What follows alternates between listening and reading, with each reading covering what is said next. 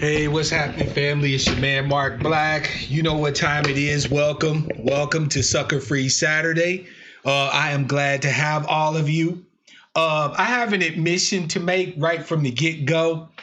I had a conversation about this particular topic that stole my fire a little bit for it. But that being said, fam, we're going to go ahead and do this damn thing anyway. And if you think that this topic is bullshit, some sucker shit or whatever the case may be, please let me know in the chat. Be like, fam, talk about something else and I can open up the lines and y'all can ask questions and we can do something. But this topic, I feel like definitely needs to be addressed like soonest, right? And there's some specific reasons why, which I'll get into. But before we get into it, fam, make sure to check the description field of every video. There's links to information there and all sorts of stuff. By the way, I want to apologize for the chat. As y'all know, it wasn't working and I've got it janky, but y'all be able to see the chat there on the screen. But make sure you check the description field, fam, of the video. Links to information there. There's also links to support my work, which I appreciate in advance. No long, drawn-out begs or asks for money or anything like that. If you feel like contributing, if you think my work is worthy, please make sure you support it. But I'm going to broadcast no matter what anyway, right? So without further ado, let me also do the usual here. Shout out to Ms. Denny. Shout out to Brother John. Namaste. Darker Visions. Greetings to you. Welcome to the broadcast. Let's see here. Hannibal. Greetings, fam. Black Man 903. What it do? Got to give him his greetings. Sister Sherry, you better get better soon, sis. And make sure you get plenty of fluids and plenty of rest. Right? Sorry to hear that you got the flu. Mate and Dade. Hello, fam. Welcome to the broadcast. Brother Monty, what up? What it do? Sister Alma's in the house. Peace, sister. Hi. Welcome to the broadcast. Sister Toolbox is in the house. Welcome to the broadcast. Fam, the rules are that if you hear, you don't have to participate in chat, but pop your name in there at least to say what's up so we can shout you out, show you some love for being here today. Yeah, Toolbox, I totally get that.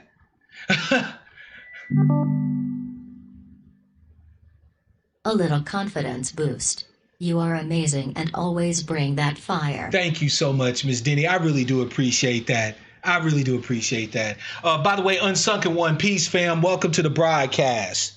So the title of today's broadcast is The Real People Power. And as you all well know, there's been some events recently in the political sphere that have made things just, for lack of a better way to say it, just fucking toxic, right? There was a couple of individuals who came out announcing the creation of a super PAC called Friends of ADOS. If you haven't done the research on that, make sure you do so. Don't expect, me to do that legwork for you. Make sure you do that. But at any rate, when they announced the founding of this political action committee, Yvette Carnell did a broadcast where she talked about all these different reasons why we should not support it, why we should, disregarded and so on and so forth. And to be quite honest, I think that broadcast in particular has caused a break in a lot of places where there weren't breaks before. There are people now who I have never seen openly question Yvette and Antonio's pronouncements that are looking at them quite differently at this particular point. I've been accused of having an axe to grind, of wanting to co-opt the hashtag movement and things like that. And I'm used to accusations like that. Yo, 8R7B1, what's good, fam? What it do? Welcome to the broadcast. Those accusations don't bother me really. Because first of all, they're not true, right? And second of all, people throw shit at you all the time. It's not a big deal, right? You got to have thick skin for advocacy of any type, especially advocacy for our people. Right. So if you're going to be dissuaded by the first insult or by the first, impugning of your character or whatever the case may be, you're not going to have a good time struggling in this. Right. It's just not going to happen. What I've come to understand, though, fam, is that I think that there is a disconnect between what it is that the adherents or proponents of hashtag ADOS think and the reality on the ground. And I know that sounds like a hell of an accusation to make, especially in light of the fact that they were taught, just like I was, because I was a part of the hashtag movement, right, to ground yourself in the data. Right, that's important to know the facts of our condition. But I think that there's a fundamental disconnect between what they think about the information and what is the actuality. What is our lived experience, right, of that information? And don't get me wrong, when it comes to being able to highlight or detail or lay out the effects of redlining, Jim Crow, debt peonage, lynchings, and so on and so forth, nobody tells that story better than we who are hashtag ADOS. Nobody tells that story better. We know that information better than anybody because we've done the research. We've done the work. Right? We've looked at and read books like The Color of Money by Marissa Baradarin and, Slavery by Another Name, and, They Were Her Property and so on and so forth. Right? When it comes to laying out the arguments for what happened to us, to our ancestors, and thus to us, right? No one does it better. One of the arguments that was put forward against the founding or the supporting of the PAC, because the PAC is there. It's already been founded, fam. It's a real thing. As far as I'm able to tell, it's a legit above board organization, okay? But the major pushback has been that's putting the cart before the horse. We need to develop our people power first. We need to get as many people on board with this thing that we're trying to do as possible. Now, I would be a fool in the extreme, and I'm no fool. At least I hope I'm not a fool, right? But I would be foolish in the extreme to disagree with the fact that it would always be better to have more people on board with our project of getting restitution, remediation, restoration, and repair for us as the people who walk in the shoes of our ancestors. I think we need as many bodies as we can possibly get. But one of the things that none of these people have ever been able to lay out for us is how the maintenance and the creation and the sustenance of a PAC in any way hinders the advocacy that we're already doing. None of them have had laid out any type of logical anything when it comes to that. Monty said that those are smoke screens. The real reason was that it was made without YC, Yvette Carnell. It wasn't her idea, so she tells everyone to be against it. Facts. I'm sorry, but that's facts. The real reason why the people that should be supporting this pack won't is because of Yvette Carnell going full on attack dog against the idea. I've been told that she wasn't ready for it. Like that matters. I was told that she wasn't consulted. Like that matters.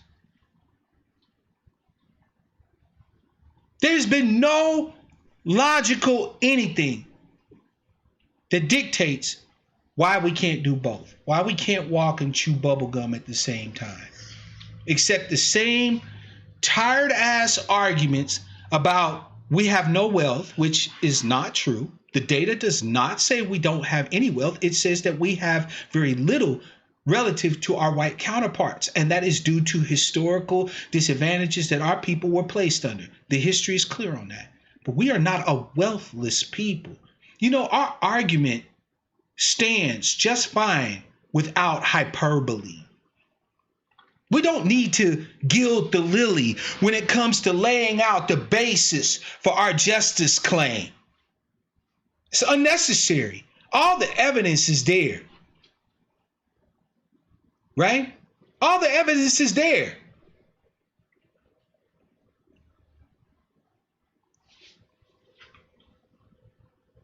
The last few days, fam, have put me in a bit of a quandary.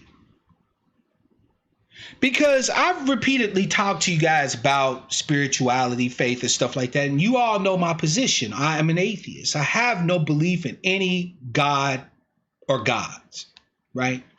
So when I talk about belief, most people expect me to be one of those cats that goes in on it and talks about how bullshit it is and how you're just mind fucking yourself and so on and so forth. But I have an admission to make. I actually discovered very early on the people power that ADOS is talking about, that ADOS is talking about. Not only did I discover it, right, when it was presented to me, it was clear as a bell. But I would argue that the further that they have gotten away from that, the weaker and the more bullshit their arguments and their stances become. At this particular point, for the most part, being in the hashtag movement is essentially parroting the same damned data at people, bombarding them with it, and claiming to do the work. And anybody that comes up with anything else other than that, especially if they either didn't run it by Yvette and Tone for their imprimatur first, their characters are maligned, their personalities attacked, their reputations sullied, their names slandered. And this fam is if they love you. This is if you're a tribes person. By the way, shout out to Vernell. Miss Kawami's in the house. Brother James in the house. I see you. Shalom to Sister August. Stakes are high is in the house. Sister Kimberly, I see you, sister. Welcome to the broadcast. Since I'm here, one is in the house. Welcome as well. You see, fam, I have an admission to make. I don't believe in your gods, your devils, your angels. Monty's in the house. I see you, fam. Welcome to the broadcast. But I do believe in something. Oh, shit. Mark Black's coming out. This is where he finally tells that he's converted to X, Y, and Z. No, fam. Nice try, though. No, I believe in the power of belief. You see, fam, as a person who is not an adherent to a particular religious teaching or doctrine or a spiritual faith practice, I see your faith practices, your religions, your teachings and stuff like that in a way you don't see it. I don't see it as drivel. I don't hate you for it. I don't think you're cracked. I don't think you're nuts. I see your practices, your teachings, your doctrines as a type of technology. And I have a huge interest in technology.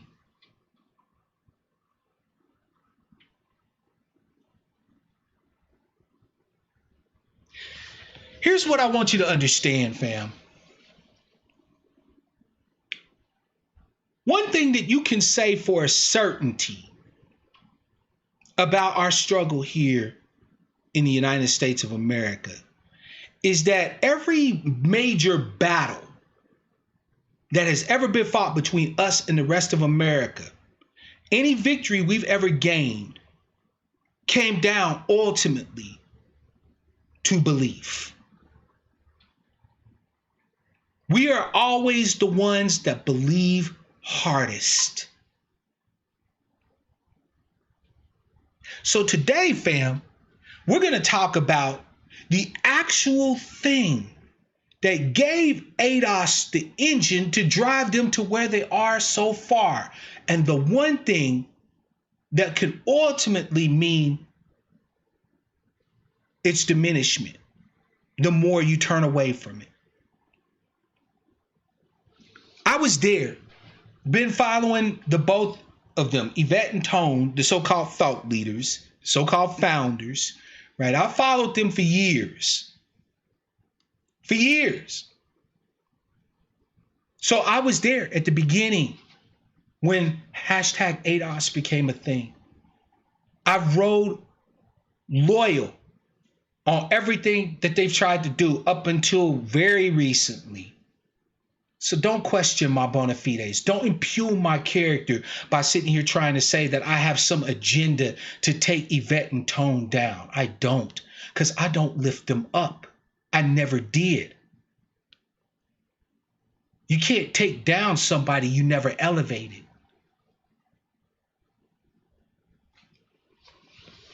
In the beginning, we talked about history a lot.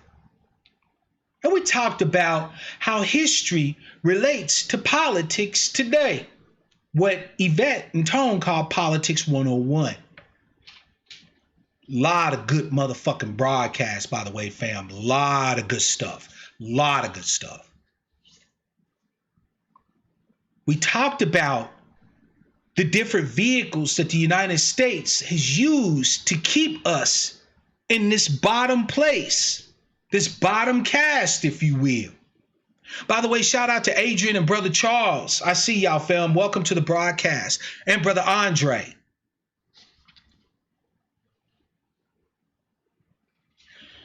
When it all came together, shout out to Sister Taj, by the way. Peace, beloved. Welcome to the broadcast.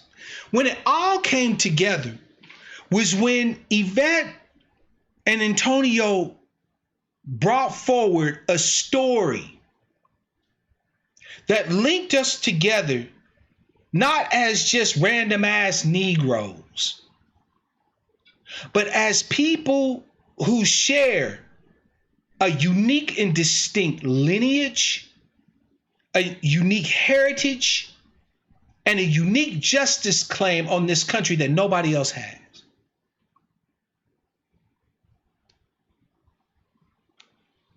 That was the weapon. That was the weapon. You see, fam, political data and information and economic information is good. Knowledge is important. Some argue that knowledge is power. I would dispute them. Knowledge isn't power. Applied knowledge is power. I mean, you could know how to build a building, but building a building is power.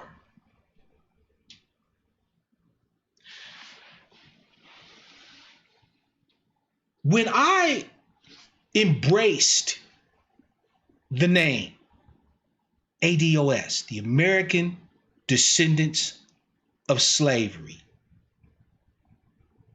I embraced it in a way that I don't think many of its so-called adherents, its proponents, the people that push it, embrace it. You see, fam, for many of them, their acceptance of it is intellectual. Well, the data says that it's clear that we're, a distinct and unique people, and we can look back throughout history and understand that, the accrued disadvantage, with such and such and so and so. So, yeah, we're a people, we're a tribe.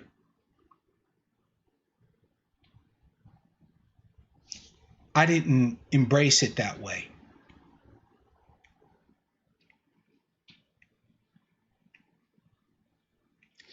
I embraced it as a belief. One could say that I was converted. And nobody is more passionate about a thing than a convert, fam. Mark Black's heart was converted to the love of his newfound tribe, the tribe that had always been there. Always had been there. But I didn't see him. Peace, Brother Clarence. Welcome to the broadcast. Unapologetically Black is in the house too as well. I see you, fam. When I embraced ADOS, I embraced ADOS as a technology, as a belief.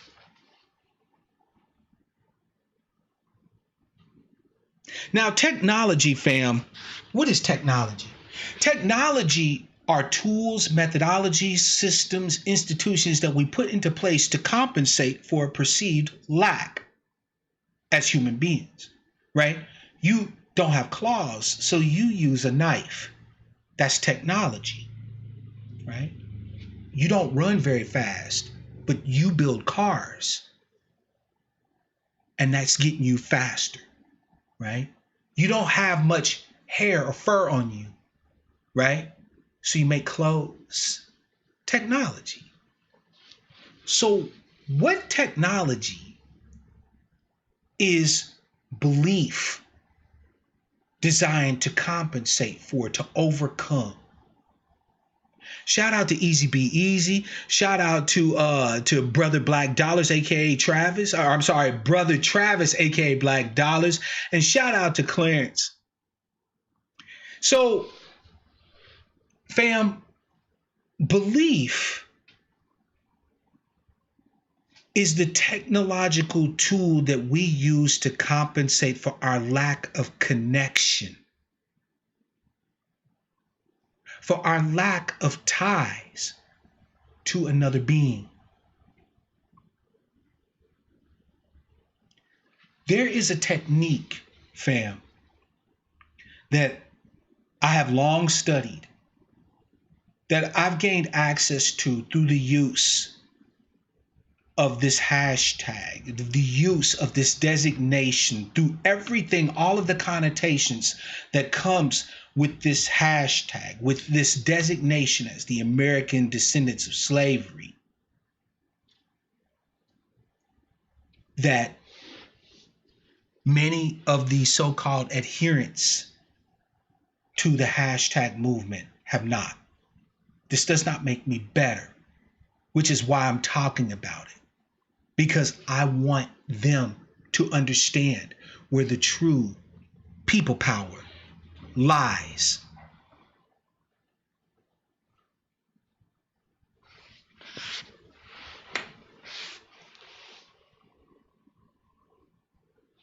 How many of you, fam,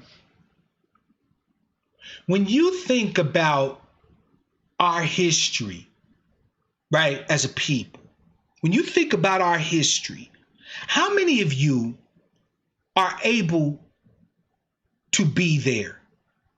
right? How many of you have had these visions of the plantation, of the auction block, the ship that brought our ancestors here?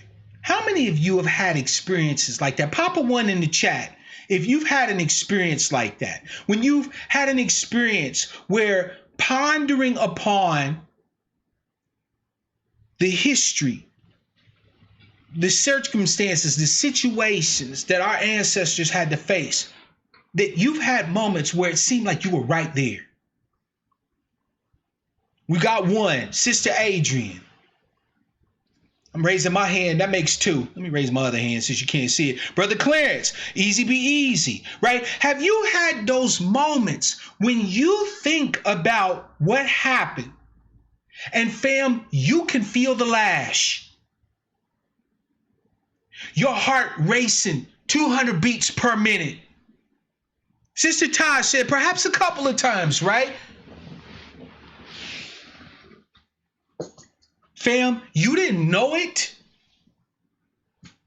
but right then and there was the people power.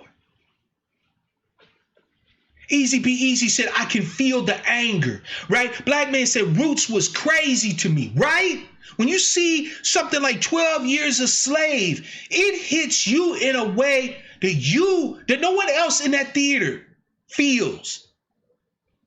It is visceral. It is in your guts.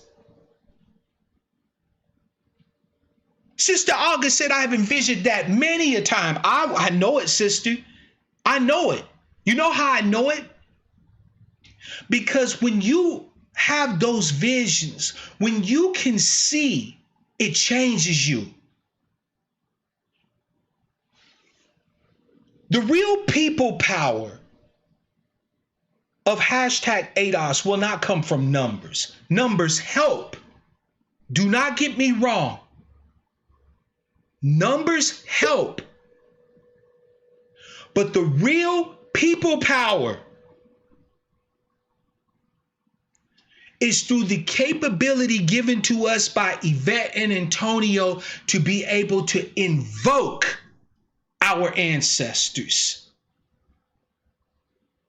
What the fuck do you mean, Brother Black, by invoke? Let's do what we do over here as Black Sheep, fam. We're not going to just assume we know what a brother's talking about. We're going to actually talk about it. All right? So let's go to the teaching screen. Here's Wikipedia. Don't hate me. But Wikipedia's article on invocation. Invocation, fam, is the process by which something is invoked, right? As you can see here from the screen, invocation can be a supplication, a prayer, or a spell, a form of possession, command, or conjuration, and self-identification with certain spirits, all right? Now, I'm not going to talk about invocation in its common usage, which is just basically kind of like a prayer to a God. Oh, God, come help us, blah, blah, skibbity woo woo. Nope, not going there. No, there is a specific use for the term invocation that I mean. And it's the oldest use of invocation. In religious technology, fam, in spiritual technology, invocation is the process that literally allows you to embody God. Through various processes, rituals, mantras, statements, study, asceticism, etc. When the process is complete, there is no psychological differentiation between the personality that is you and the personality that reflects the God. Invocation. For those of you who are familiar with voodoo, in voodoo, when the law come to a ritual, they pick a rider, right? The Loa will literally descend upon their rider. And when that Loa presents itself, there is literally no difference between the person standing in front of you and Baron Samedi. The God has presented himself. The people perform the ritual to invoke the God, to embody the God. Now, to show you how powerful of a technology this is, fam, the Haitian Revolution was started after a ritual that was performed at Bois Cayman, right? The alligator forest on Haiti, where Dodi Boukman led a ritual. And after that ritual, they went and started killing up the goddamn depressors. The power of invocation, of calling into oneself the gods, is undeniable throughout religious and spiritual technology. Undeniable. Being possessed, embodying a God idea is the oldest form of religious technology known to humankind. You have had it and seen it done since there has been human beings, since there has been the concepts of various spirits, various deities, various movers and shakers. Ever since we were able to conceive of these concepts, we have utilized various methods and means to embody them.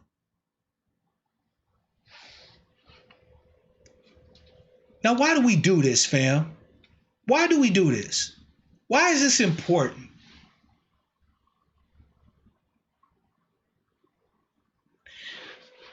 Fam, it's important because the act of invocation makes you more than yourself. It is creating a connection where previously there wasn't one, except that connection doesn't necessarily have to be to a flesh and blood being. It's a connection literally to a concept in your mind. And that mental connection, which is what religion, spirituality, faith practices are designed to do, to link you. Right? The term religion itself comes from the Latin religare, which means to reconnect, to connect that which is broken. Makes you more than what you are.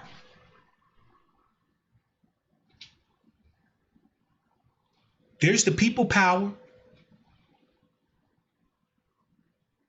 There's the people power, fam.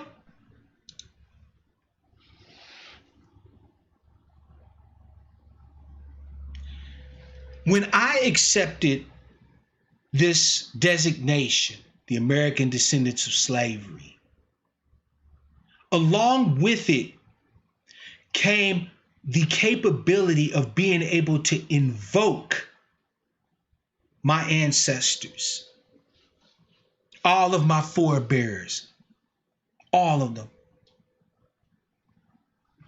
like that.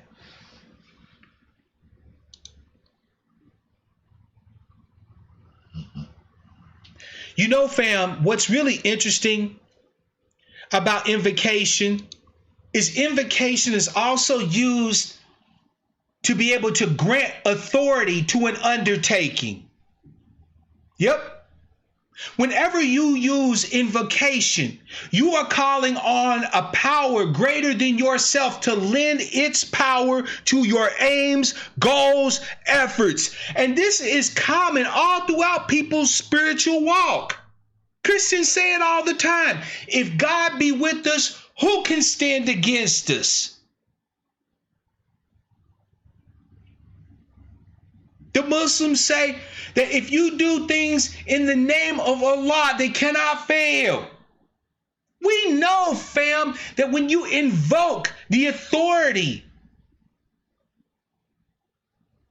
of the God on your side, you as an individual and everybody you connect to becomes greater than the sum total of their parts. Now, as an atheist, I don't believe that happens because there's actually a God. But if that occurs, fam, does it matter if God exists or not? No, not really. Because standing before me, invoked in front of me, is the evidence. Because when you move, mighty things happen. By the way, shout out to Era Black TV and Dark Child. I see you, fam. Greetings. Welcome to the broadcast.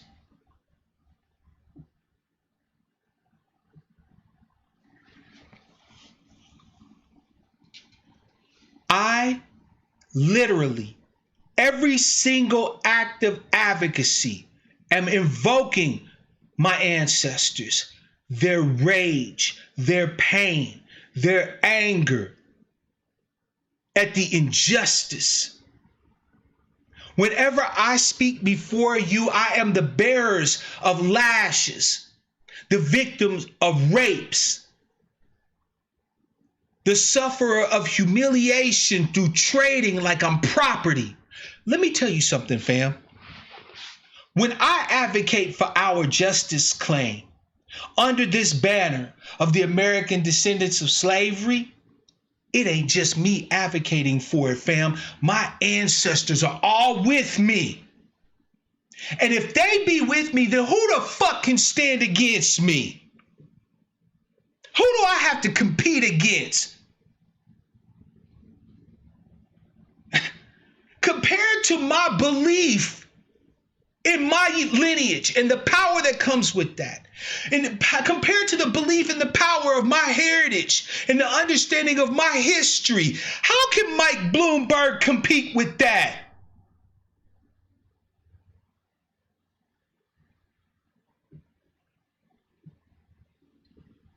When I am the bearer of the light that my ancestors' lives shone, I give them second life. I bring them back. It is not just me making their justice claim, fam. It is them. I am them. You are them. That was the power in claiming the name that Yvette did not fucking realize. I don't think she had a clue.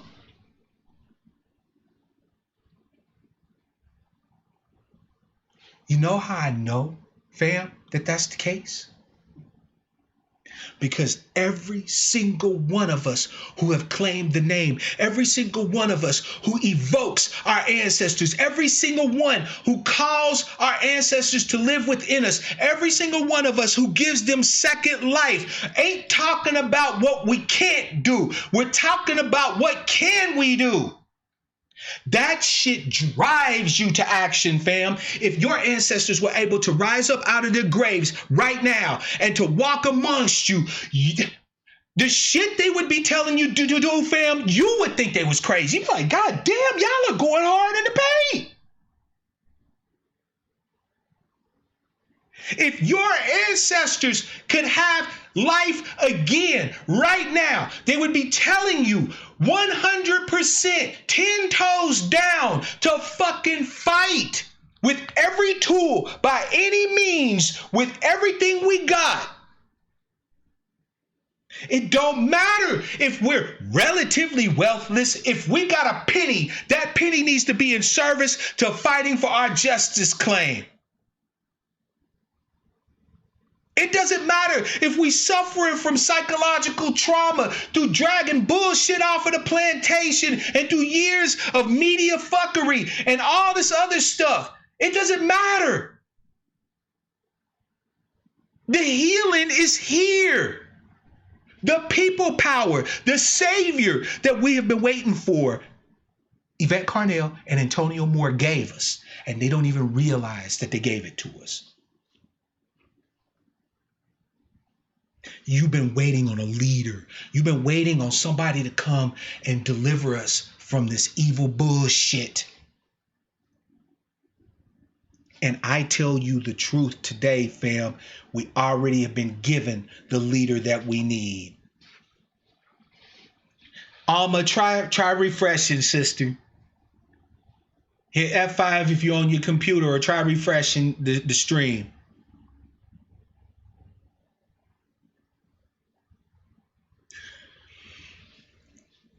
What does this people power bring us? No, that's not even the question. How do we know, fam, if we have people power being expressed? We know because we have action. We have movement. Whenever I'm engaging on social media with other brothers and sisters who have claimed the name, the energy is completely fucking different. We're always talking about what's next. Where are we going with this thing? What's about to crack? What can we do? How do we fight these motherfuckers? What do we talk about? What do we say? How do we inspire? Always. Fam, the whole damn energy's different. I have never once heard from anybody who's truly understood the power that claiming this name brings you ever talk about what cannot be done. I've never seen it once. I have never seen it once. This is not hyperbole, fam. This is not me blowing smoke up your ass. Everybody I know that understands the power of the weapon that was given to us, who believes as hard as I do, they don't even have room for can't. Fam, I suffer from an undiagnosed malady that sometimes cripples my ass. And I don't even think about it because of the drum beat of the ancestors constantly in my brain now. Fam, I wake up in the morning, I think advocacy. I go to bed at night, I'm thinking advocacy. All throughout the day, I'm thinking advocacy. I'm thinking fight. I didn't embrace just some bullshit ass political understanding of my lineage and heritage. This is a lens that frames every goddamn thing that I do, every breath that I take.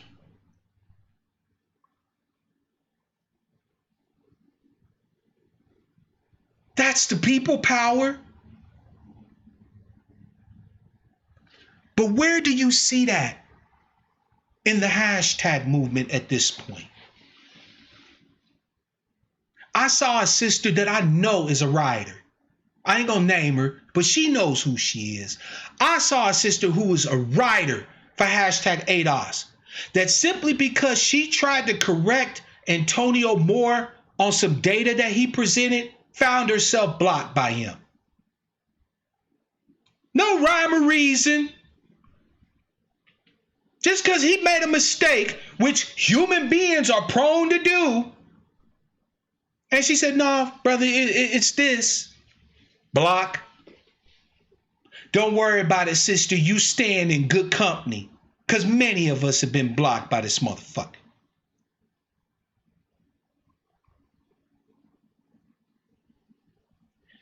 You know, fam, there was once upon a time when I perceived Breaking Brown and Tone Talks as heralds, and I honored them as heralds. You know what a herald is, fam? An announcer, a warner, right? I respected them for giving me this newfound belief that allows me to be able to do things in a way that is greater than me, because it ain't got shit to do with me. Whenever I do advocacy, the ancestors are right there with me. I am them and they are me. When you see me, you see them. Oh, Yvette and Tono talk about that we walk in their shoes. Fam, I literally walk in their shoes. And like Sister Taj said, we don't have time right now for Ken. We have to do what we have to do. By hook or by crook, by any means. This invocation of our heritage and our lineage is the people power. And they don't see it. And so because they don't see it, what they're reduced to doing is bashing people over the fucking head with statistic after statistic after statistic after statistic that has never convinced anybody. We read history, right? We read economics. We read all of that stuff. And it was interesting because I have an interest in those sorts of things. But what got me to be a firebrand, what got me to advocacy was making the link between those who came before me and myself today by connecting me, religare, giving me my religion, linking me back to my forebears. That was what motivated me to be a firebrand. That's what made me be a brand ambassador. I wasn't convinced by statistic after statistic after the statistic. That shit's all interesting. But at the end of the day, it doesn't motivate anybody. Matter of fact, fam, what I have found interesting about the hashtag movement is that the more they dwell on the statistics, the more despondent and despairing the adherents become. You got people that can read numbers just like I do. I read the numbers that say, yes, we have about 2% of the wealth of the country and whites have the rest. Or about 97% of the wealth, or whatever the case may be. I read those same statistics, right? They read them and they say that we are done. That without some sort of aid from on high, from Uncle Sam, we're fucked.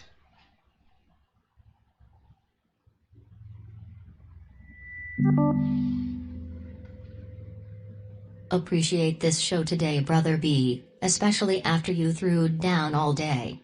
Represented then and now, sir. Thank you, sister. I appreciate you.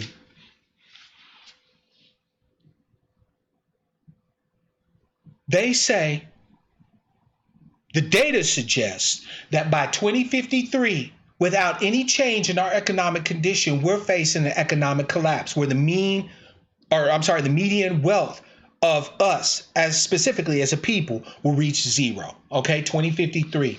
But if you let some ADOS proponents and adherents tell it 2053 happened already and we didn't know it, it passed. It passed by us.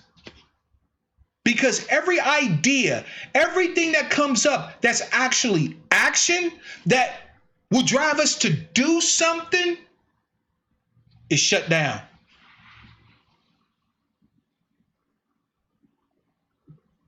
My brothers and sisters in the hashtag movement can give you 50 reasons why we shouldn't do something. But they won't give you one as to why we should.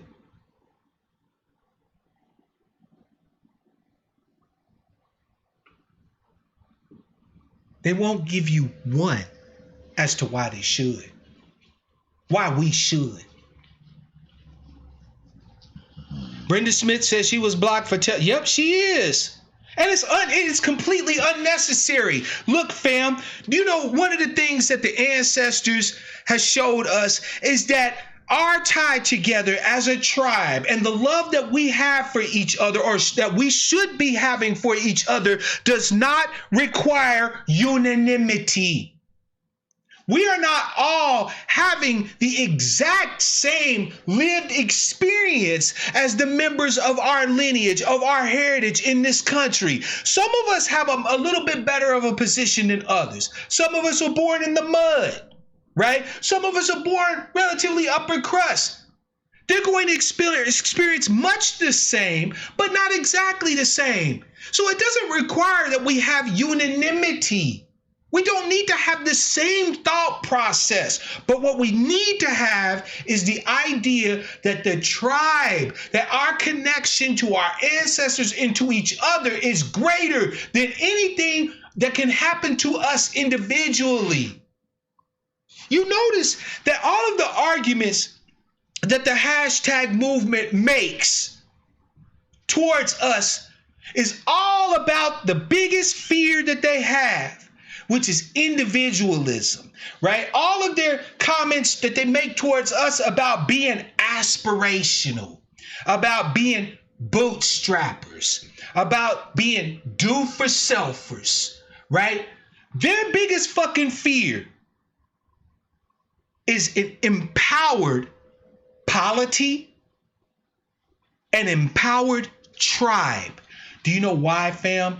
Because when you become empowered, you as an individual, through this weapon that we've been able to get our hands on, through the weapon of our lineage and our heritage, the first thing you do is seek to empower the next ADOS person.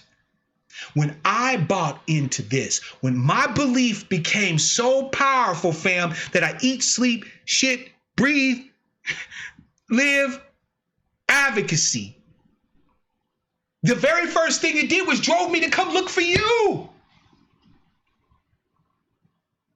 To take this conceptual tie that I have in my mind now to our ancestors and to their struggle, and to bring it to you and grab you and bring you to me, to cleave you to me.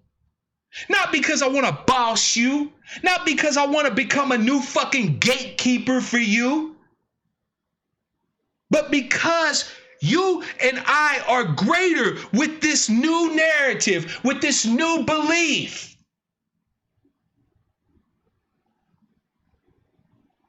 I cannot empower me if I don't empower you. The ancestors will not allow it.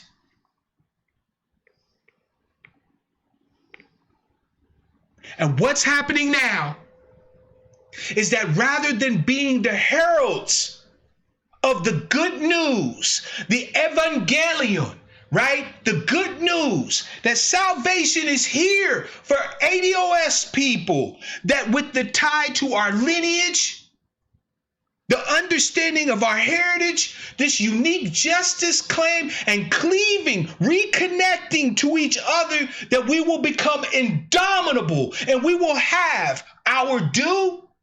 Instead of remaining the heralds of that, in order to maintain power, they've maintained themselves now as fucking gatekeepers. Yeah, I said it. And what have we as ADOS been taught about the gatekeepers?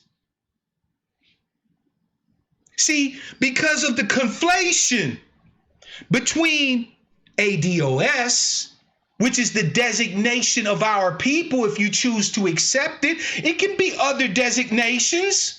Right? Some have used FBA. Some have used B1. Some have used, you name it, fam. I've lost track of all the different designations. Some have DOAS. Some have DAS. Some have DACS. But it's all saying the same thing. We're all talking about the same tribe, right? So you and I are tribes people.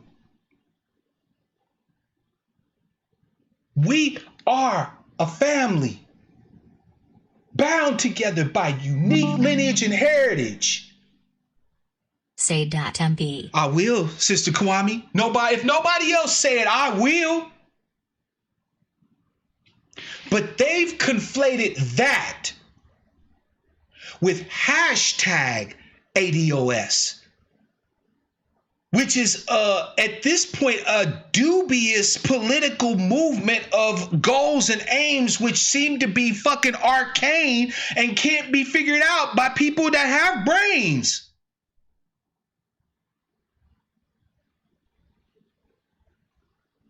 They they say that reparations, that being full American citizens, having the fullest expression of citizenship and Americanness is the goal.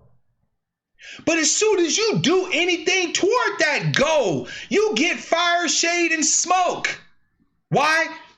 Because they didn't say you could do it.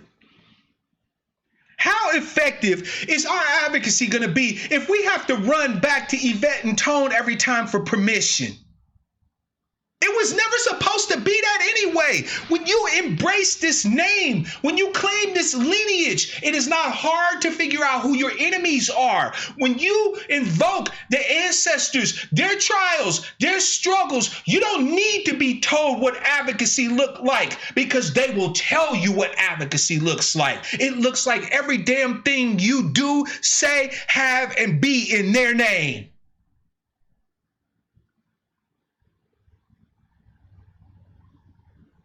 Remember the words of Yeshua, fam? Where two or more are gathered in my name, there I am with you also. They talk about we need people power, speaking on numbers. Where two or more of us as tribes people are gathered with the link to each other and a link to our common lineage and heritage, our ancestors are there also. Fam, I got news for you. We don't just walk in their shoes. We are their feet. We don't just bear their justice claim. It is their justice claim. They're right there with us, carrying it with us. That's what gives us the capability to have optimism when someone says, hey, I started a PAC. Let's throw a few bucks at it every month so we can get us some political amplification. That's why we on board. Our ancestors like, shit, y'all can do that? Yeah, we can. Elder, you didn't know? You sure enough. Let's get that done. Oh, you mean to tell me we can go in ham on these motherfuckers on this medium and that medium? Y'all can do that now? Yeah, ancestor, we can do that. Let's get that done. Our ancestors wanted to be free by hook or by crook. They wasn't giving a fuck about morality tales. They wasn't caring about, well, we don't want to put the cart before the horse. Our ancestors would have put 5 carts in front of a horse if they thought it would get their ass off the plantation into freedom. Because in their fight, there was no can't. That's why we don't call our ancestors slaves. That's why we call them the enslaved. Because from moment one, when they were enslaved, they resisted. From moment fucking one, they resisted. From moment one.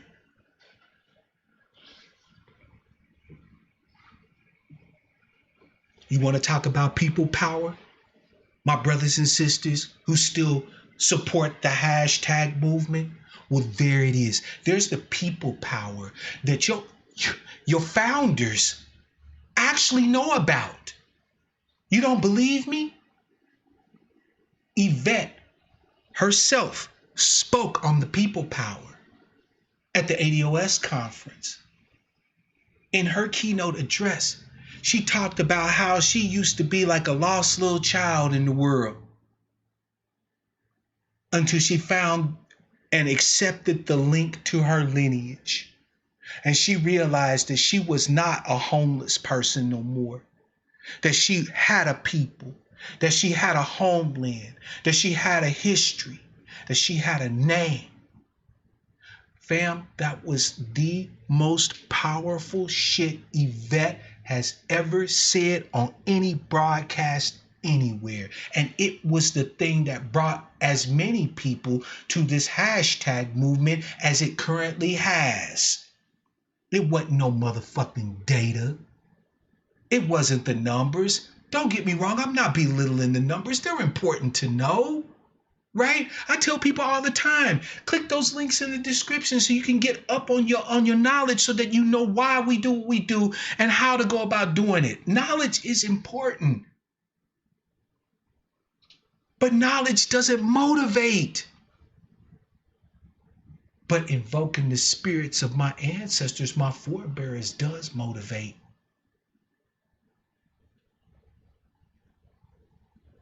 Invoking their spirits gives me the strength to reach out to you when I know that you're broken, when I know that you're leery of me, when I know that your first inclination is not to show me grace, but to find a way to cut me down and hurt me, and not only run to you, but embrace you. Or did you think that I'm just a better man, a bigger man than you?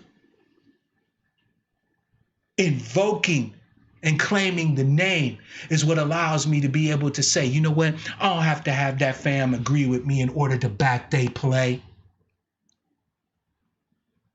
I don't understand what it is that they trying to do, but you know what? They trying to do something and it look like it might benefit me. Fuck it.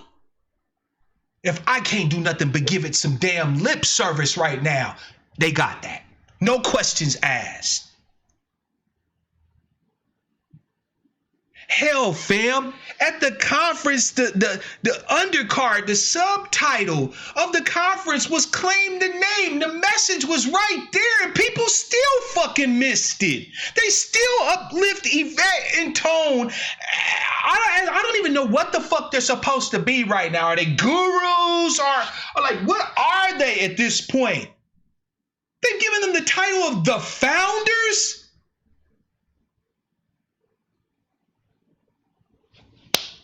For what? For what? Fam, I can fail you. Yvette and Tone can fail you. They can make mistakes. They can have blind spots. There are things that they cannot see. There are things they simply don't give a fuck about. Thank you, Sister Money. I appreciate the love. Our lineage never fails. I am, at my essence, the offspring of my mother and father, and they are the children of their parents, and their parents are the children of their parents, and they are the children of their parents. You cannot kill who I come from. You cannot malign who I come from. I won't let you. I know who I come from. I come from a people who have gone through hell and still can stand here in your face and smile at you. I come from a people where the concept of no don't mean shit. I come from a people that can take some cornmeal, some all-purpose flour, a can of beans, and a leg off a chicken and make a meal that can feed a family of 6 and have everybody sitting over in the corner sleep with the itis, bellies full.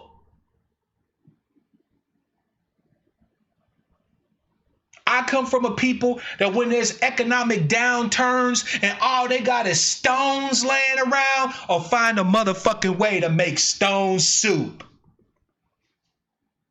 and have it tasting gooder than a motherfucker.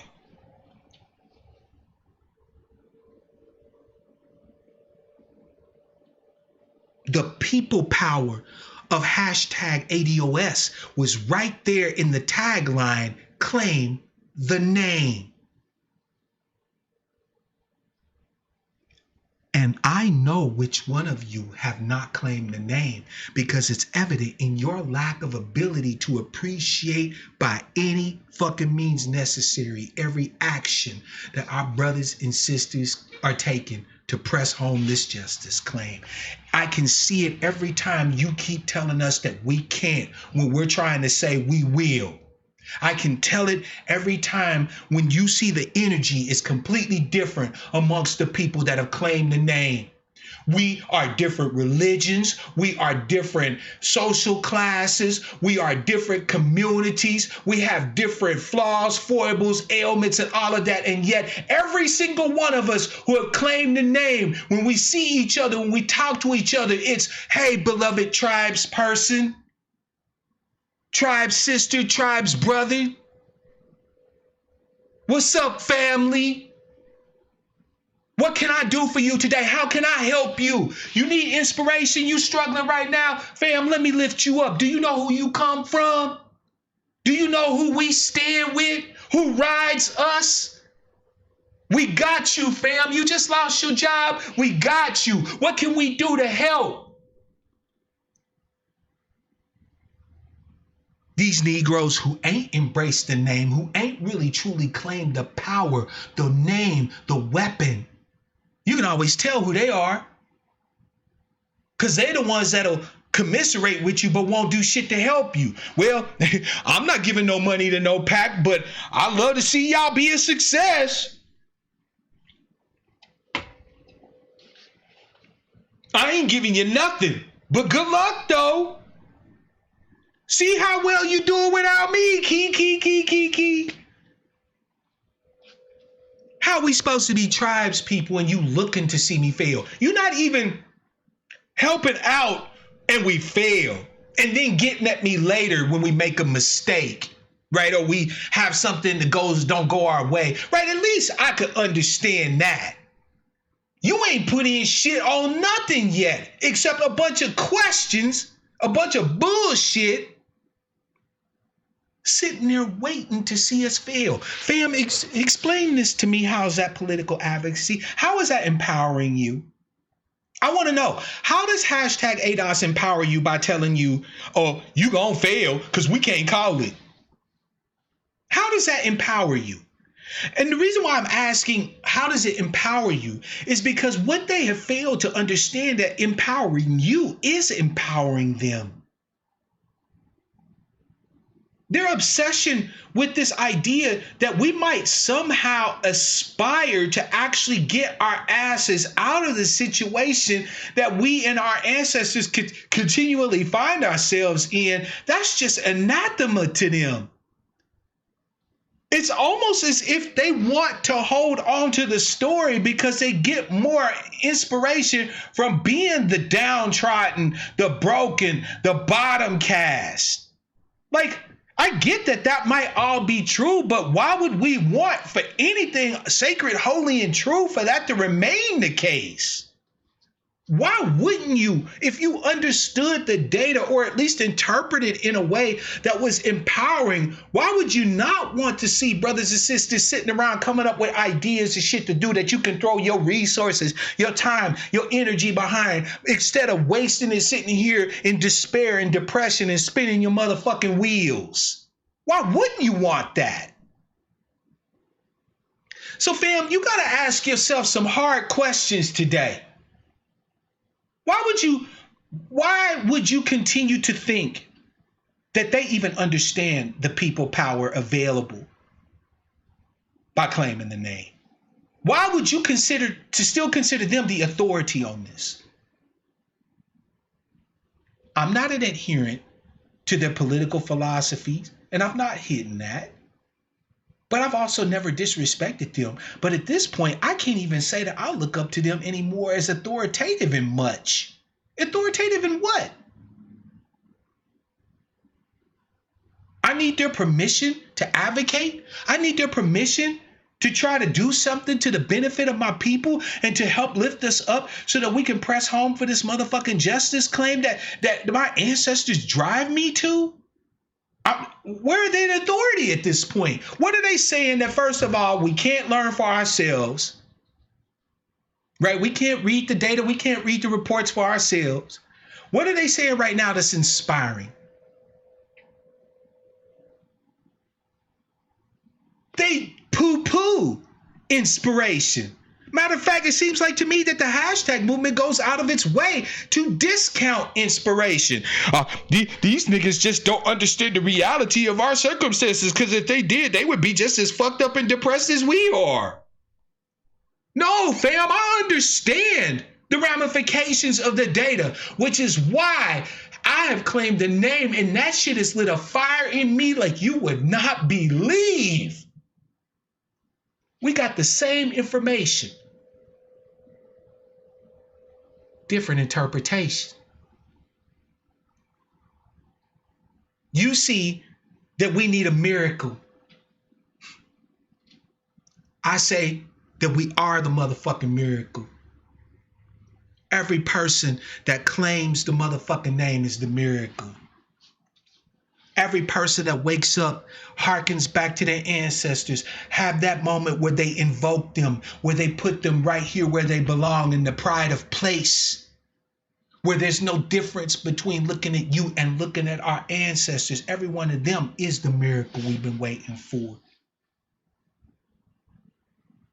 Every idea, everything we're trying to back, everything we're trying to push to our collective benefit.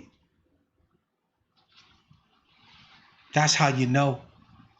That's how you know the people power.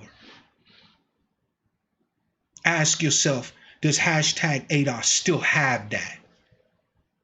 She walked so close up to the line, so close, but just couldn't step over. Because if she could step over, what Yvette will be doing is not sitting here talking about, well, you know, y'all talking to celebrities and executive mail and this and the third. Nope, she would be like, how we gonna get it today, fam? What's the ideas that are on the table today? What are y'all brothers and sisters talking about today that I can push, that I can big up, that I can put my mouthpiece behind, that I can back?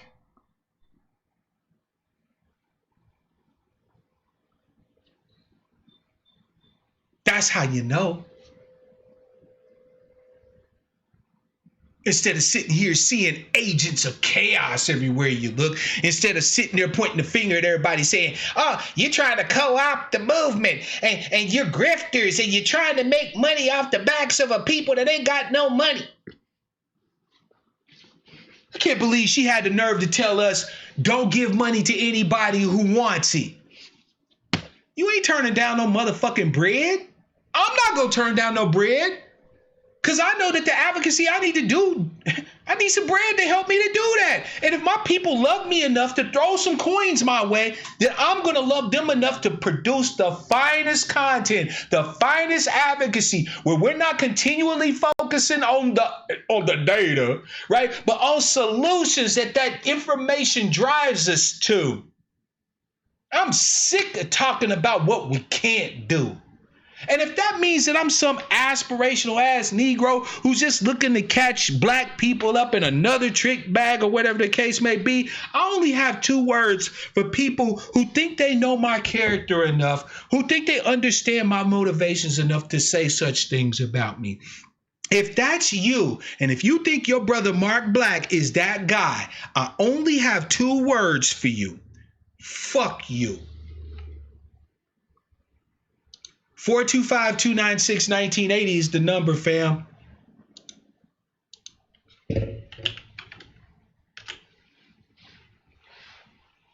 Invoke, fam. The name is the power, is the weapon. It always was the weapon. All the other stuff that Yvette and Tone gave us was icing. It was extra. The real gift that they gave us was the understanding of how to frame this stuff around lineage. But here's the fucked up part about it. They want to try and gatekeep that when the only way that has any power is by letting us have it.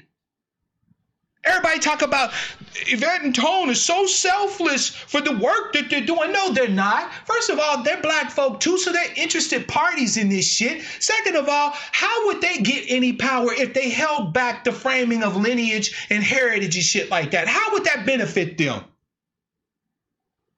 They were going to end up giving it to us any way it goes. Thank you, Yvette. Thank you, Antonio. Now that you gave us the weapon, now that you gave us the tool, stop fucking asking us to join you. And why don't you come and join us?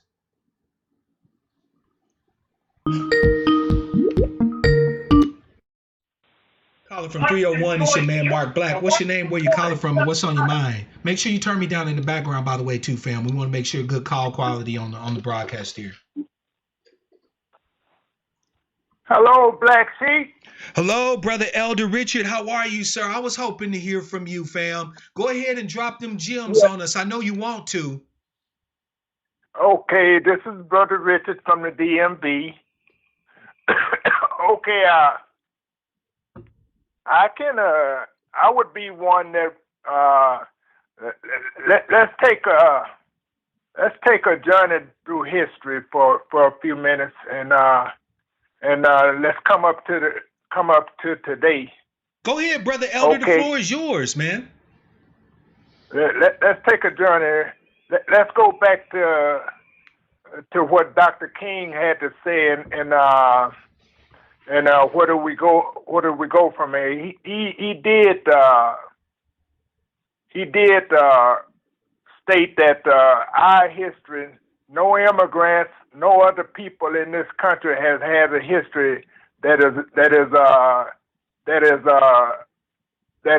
similar, that is more heinous or more, has had a history of slavery. We are people that have had a history of slavery, and Dr. King did say that we were descendants of slavery. He recognized that, and Absolutely. he did state that. You know, I look at it. You from Kansas City, Missouri, right? Yes, sir. Born and raised. I'm from St. Louis, Missouri, and I was raised another in, Missourian. That's what's up. I knew there was a reason why I liked your energy, Elder. You know, and I was raised further south in a place called Steele, Missouri. But we come from a state that says, our mantra, our phrase is, we come from the show me state. When you Yes, say sir. Missouri, show me state. That is correct. I would say to those who believe in a pact, I would say don't get into the habit of, I would say come on with your plan and so forth, and spend more time and attention on how you plan on invoking, how you plan on bringing your plan into existence, and then don't spend too much time talking about, because Antonio and Yvette, they are two collaborators, and they have something that a lot of people out here advocating for their cause don't have. They have unity between themselves. And then, they like two peas in a pot, so they have that unity. I would say, come on, you have people in the ADOS community who are doing their thing. You have Shirley Hussar in California. You have Sean Rochester. He's doing his black tax and so forth. Yep. So just come on, just do what you have decided to do. Mm-hmm. Get your plan together, Mm-hmm. and present your plan to the people and so forth. How you plan on going about it? How you plan on doing this? Because Antonio, like Yvette said, listen to her last broadcast and so forth. She just presented her argument why she didn't support it. She said that was her. Why, Brother Elder? Why? She said she didn't support it because No. I watched the broadcast. That was not the why I was asking, brother. Hold on a second, brother. Why did she do that?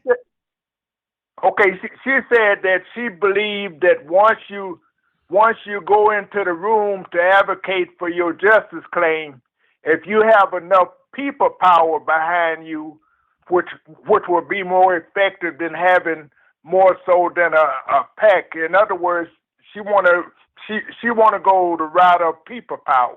She's advocating for she said between her and Antonio, they might have 1,000 subscribers.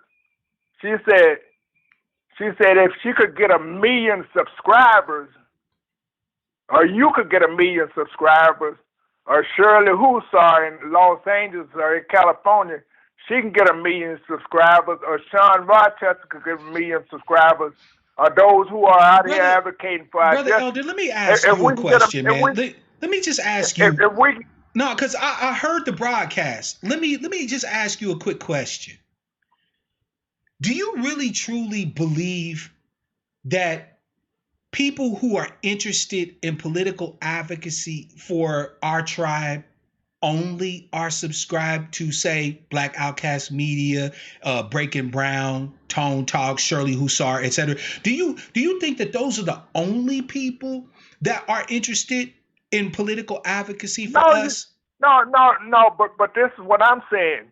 Shirley Hussar, she now and then she'll mention, some things that she might disagree with Antonio. When she did that, when T. West did an interview with her, she stated that she didn't believe, she didn't support that down ballot vote. So she said she didn't support that. Yeah. But she's going her route. It wasn't, during her whole interview with T. West and so forth. It was a minimal time that she brought up Antonio and Yvette. This is what I'm saying.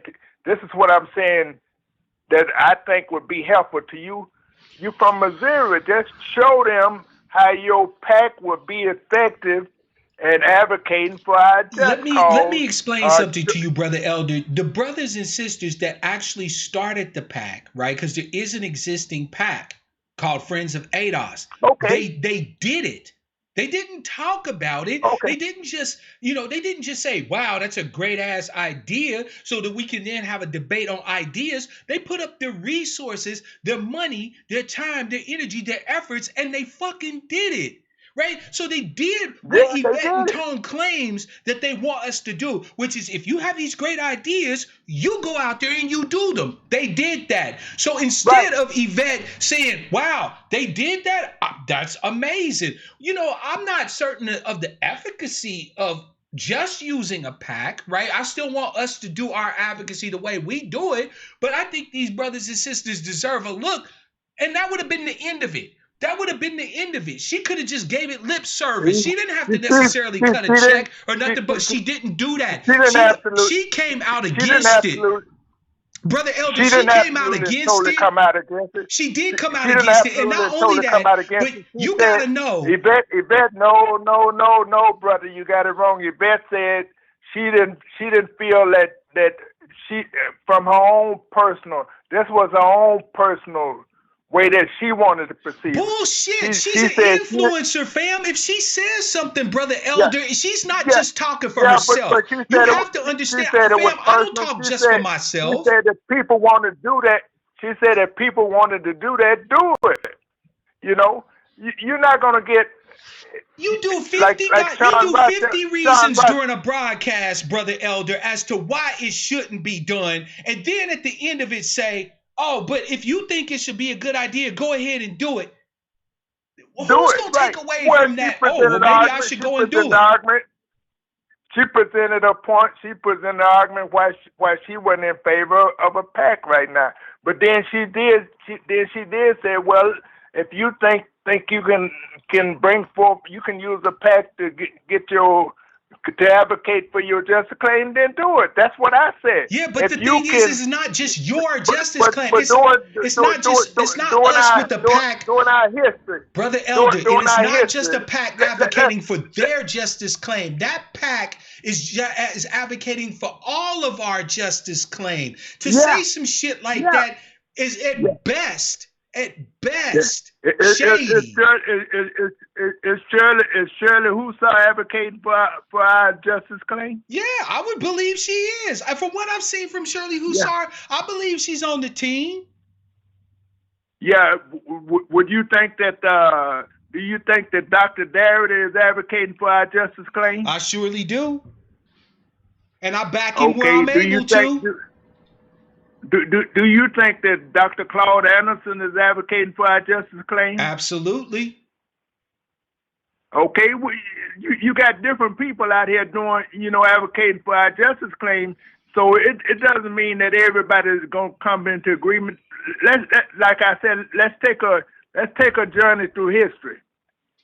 When you had the division, when you had Marcus Garvey talking about back to Africa, who was opposing him? W.E.B. Du Bois, right, was opposing him. He said he was opposing him, right? You had Booker T. Washington talking about industrial education. Who was opposing him?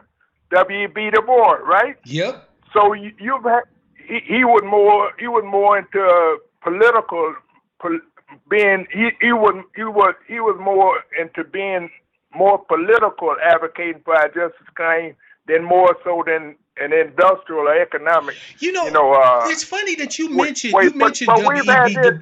No, but I want to thank you for that, because it's funny that you mentioned that, because that actually is apropos to the conversation that we're having at hand right now. With Booker T's advocacy of saying, look, politics is important, but we gotta eat. Let's find some ways to make sure that we can eat. We'll push politics once we have a foundation and a base and all of that, right? Okay, so Booker T was on that. Marcus Messiah, right? Marcus Messiah Garvey was saying, you know what? Forget that, right? Leave these people here. We free now. Let's just kick it back to Africa and build up ourselves there, right? So he was on that. Okay. Right. But look at W.E.B. Du Bois. W.E.B. Du Bois was an academic, right? He graduated, went to Harvard, graduated from Harvard. He was an academic. Right. And he was. He went to HBCU first. Now he went to HBCU first. No. I know that, fam. I'm just saying he graduated from Harvard. I'm giving the man his props, right? Okay. He's an academic, right? Harvard's no punk ass school, just like the HBCU he went to wasn't no punk ass school, right? So but he went to Harvard and all of that. He was an academic, and he was pushing politics, right? Okay, so you got this triangle here, right? But isn't it interesting that because of his advocacy with politics, every time somebody was trying to come up with an idea that was non-political to do something, he was finding himself in a place not of support, saying, well, I want us to do politics too, but these are great ideas. Right. W.E.B. Du Bois found himself in a place of constant critiquing and hamstringing and using his influence to stop people like Booker T, to stop people like Marcus Garvey. He wanted to be the leader. He wanted to be the leader because he thought of his academic background and everything and the talented tent that he should be the one out front leading. Yeah, I hear you. And you can see elements of that too in the current hashtag ADOS, with their emphasis on reciting their resumes every time they get up to talk about something, and the accusations that other people that don't dissent for reasons. It's because they don't know enough and stuff like that. It's funny that the analogy or that the information that you're bringing is analogous to the situation that we find ourselves currently in the modern day. And I think that it's indicative. Well, I'll agree that Antonio more so than Yvette come from that same talented tent idea and so forth. Not necessarily Yvette, but Yvette doesn't necessarily talk about her background as much as Antonio she ain't above telling you that she studied poli-sci in university. She's not above telling you that she worked on Capitol Hill to buff and establish her credentials and her bona fides. Yeah, but she doesn't mention it as much as Antonio. No, she doesn't, but she does. She doesn't mention it as much. But again, you can see elements of the same type of ethos that operates in this political group. That's pointing to her experience. But coming on up, you had Dr. King. And then you had Malcolm X, okay? Yep. You can see that confrontation. You can see that confrontation right there, Dr. King and Malcolm X. Yep. But it came to a point where Dr. King and Malcolm X began to agree on more things than they disagreed on. Okay. There came a point when Malcolm X in his last message was talking about, that Dr. King and the people in the South wasn't doing anything but standing up for their civil rights and so forth. He became more of a supporter and an advocate of what Dr. King was doing than he was in the beginning, because in the beginning he looked at Dr. King and Roy Wilkins and all of those people, the big six as he called them. He looked at them as sellouts, traitors, and so forth. Mm-hmm. But then as time went on, he evolved. Dr. King evolved. You could see Dr. King evolving as he went on. So I just like you said, I hope I just hope that the spirit of unity can be invoked, because we do have this common spirituality in common. So going back to our ancestors and so forth, it's going to be this. It's going to be this conflict. It's going to be this infighting. It's going to be this cross fighting and so forth. You might as well get ready for that. But hopefully, over time, that the spirit, you can invoke the spirit of unity, so we can make this big thrust or this big push towards our justice claim. I agree too. But I agree. The only thing that's stopping us at this particular point is the gatekeepers, wherever they lie.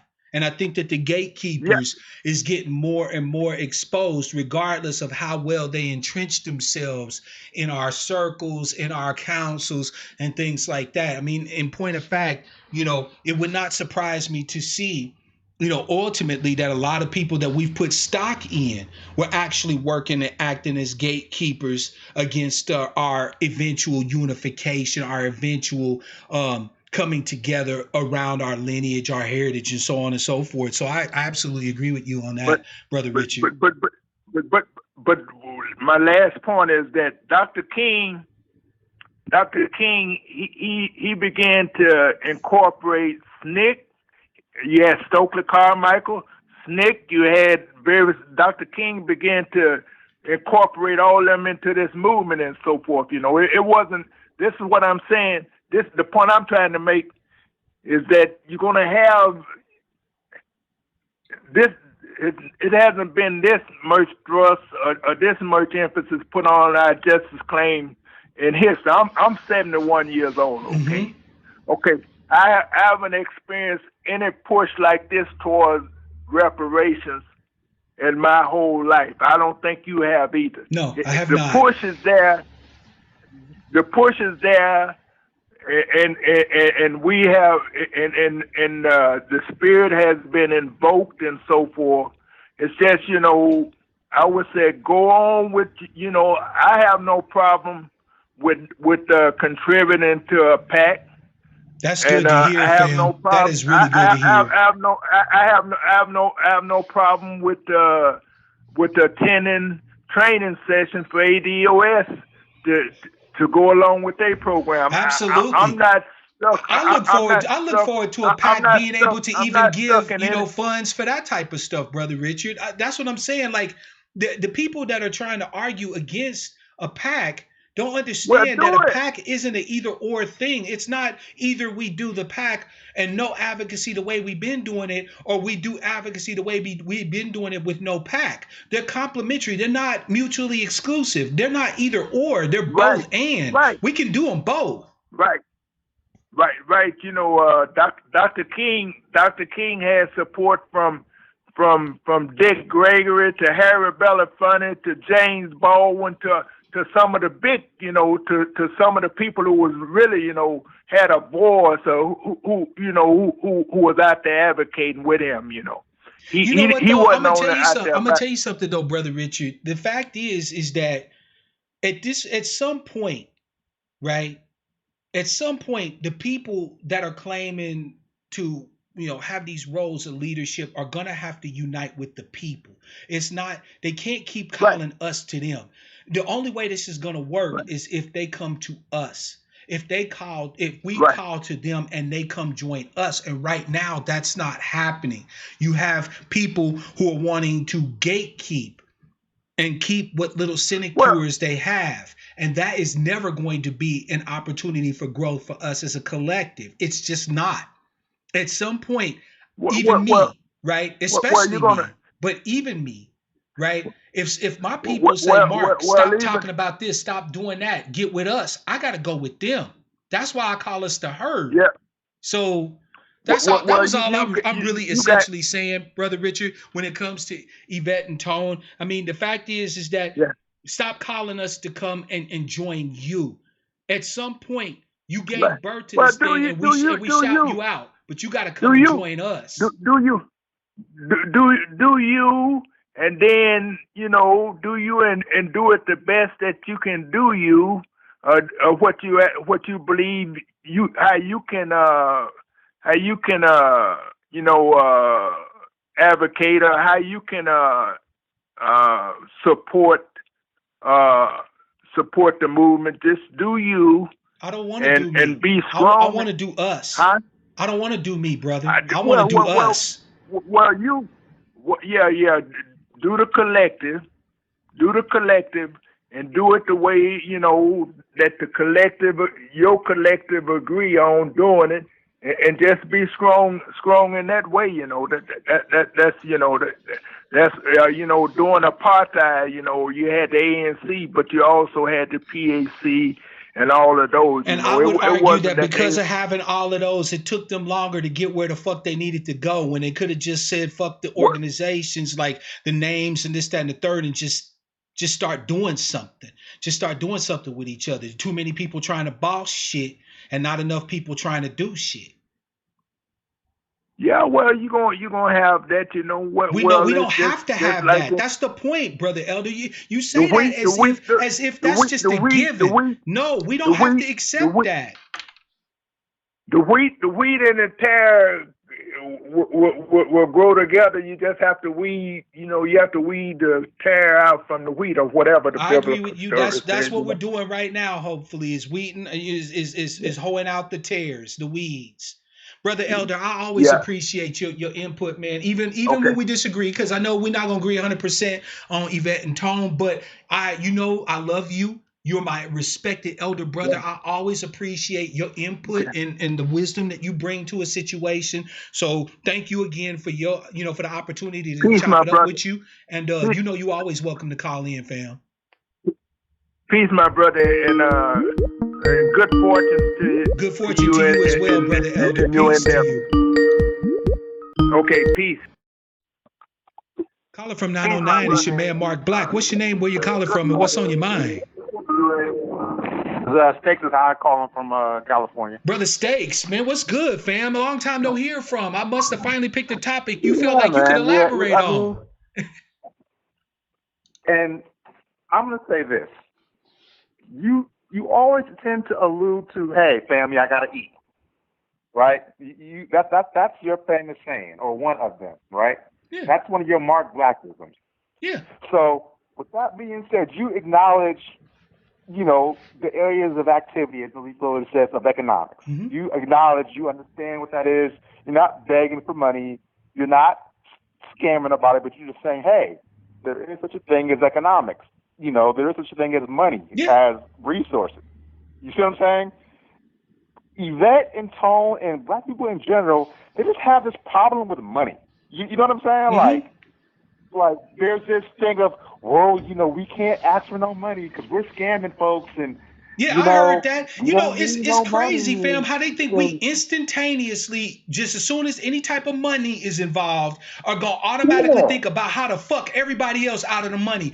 You know what is funny? When you listen to some of these people, sometimes they don't sound really any different from white supremacists. They argue that if you exactly. give black folks money, all they're gonna do is fuck it off and rip each other off and brutalize each other and this, that, and the third. Well, then you got black people, your own tribes people, saying the same shit.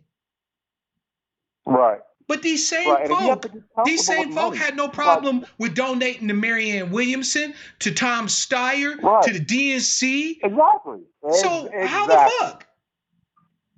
And it's like we, when you look at similar packs in, the white society, they have people who have a salary and they get money and they take trips and they understand that, okay, this person is going to be, being compensated. You know what I mean? Yeah. They're okay with that.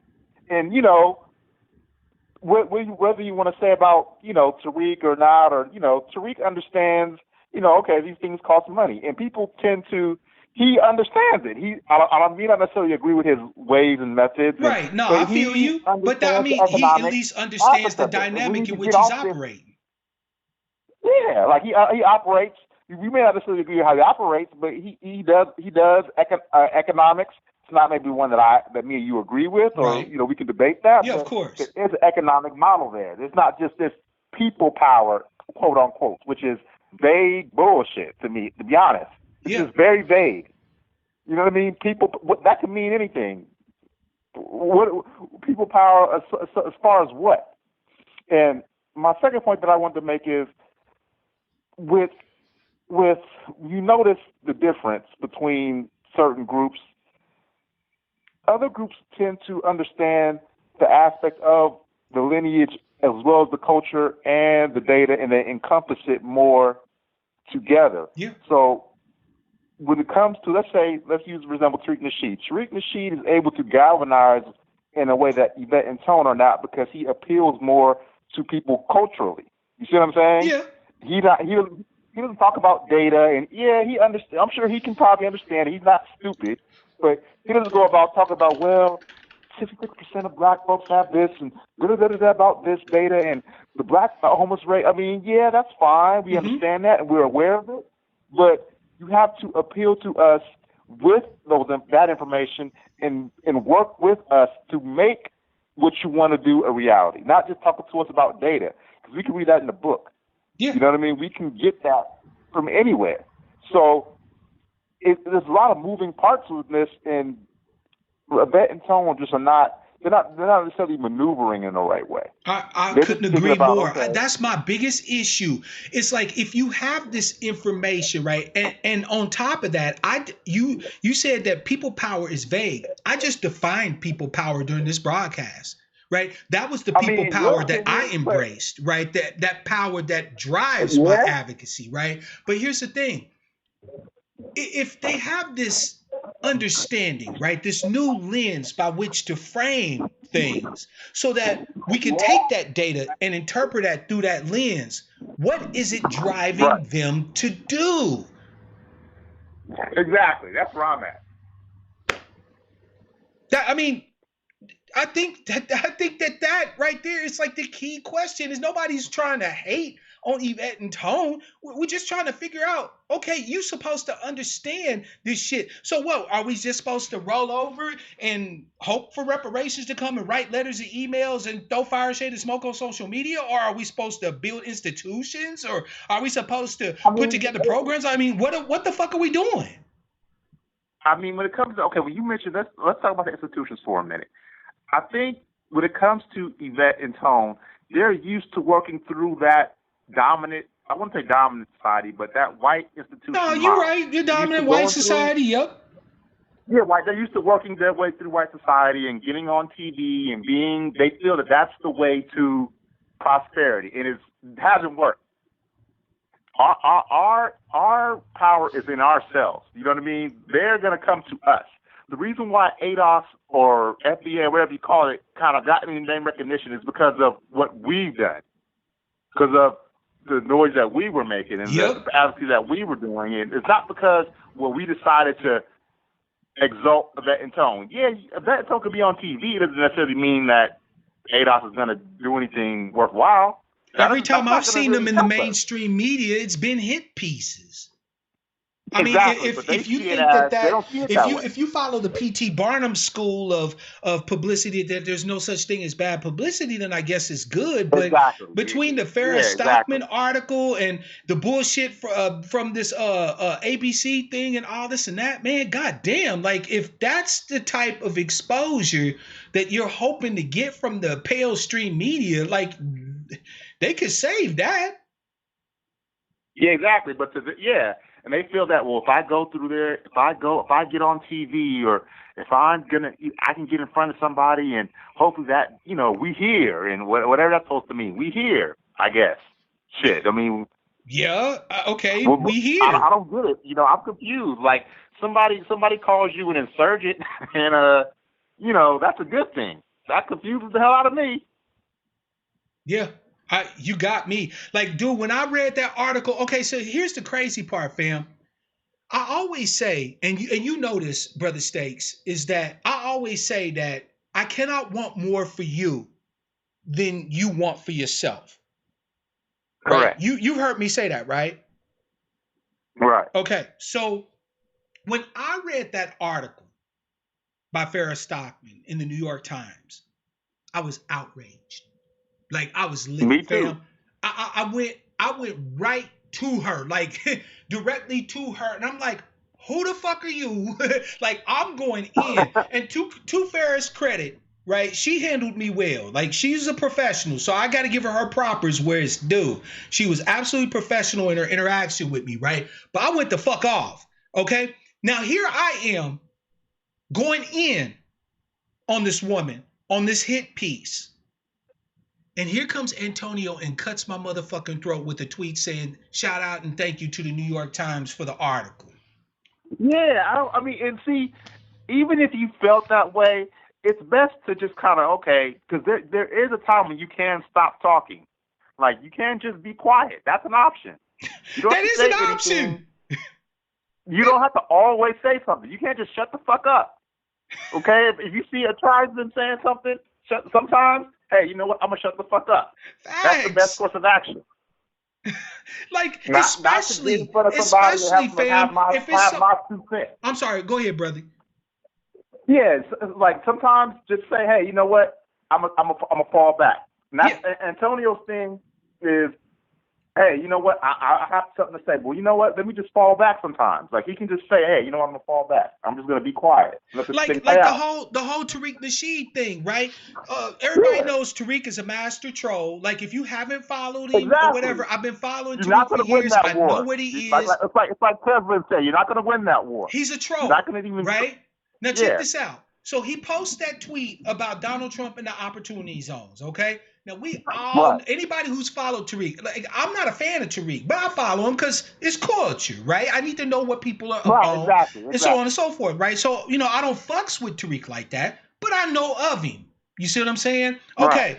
So anybody who knows of him knows that that's just Tariq being Tariq, right? That's him gonna do his shit, okay?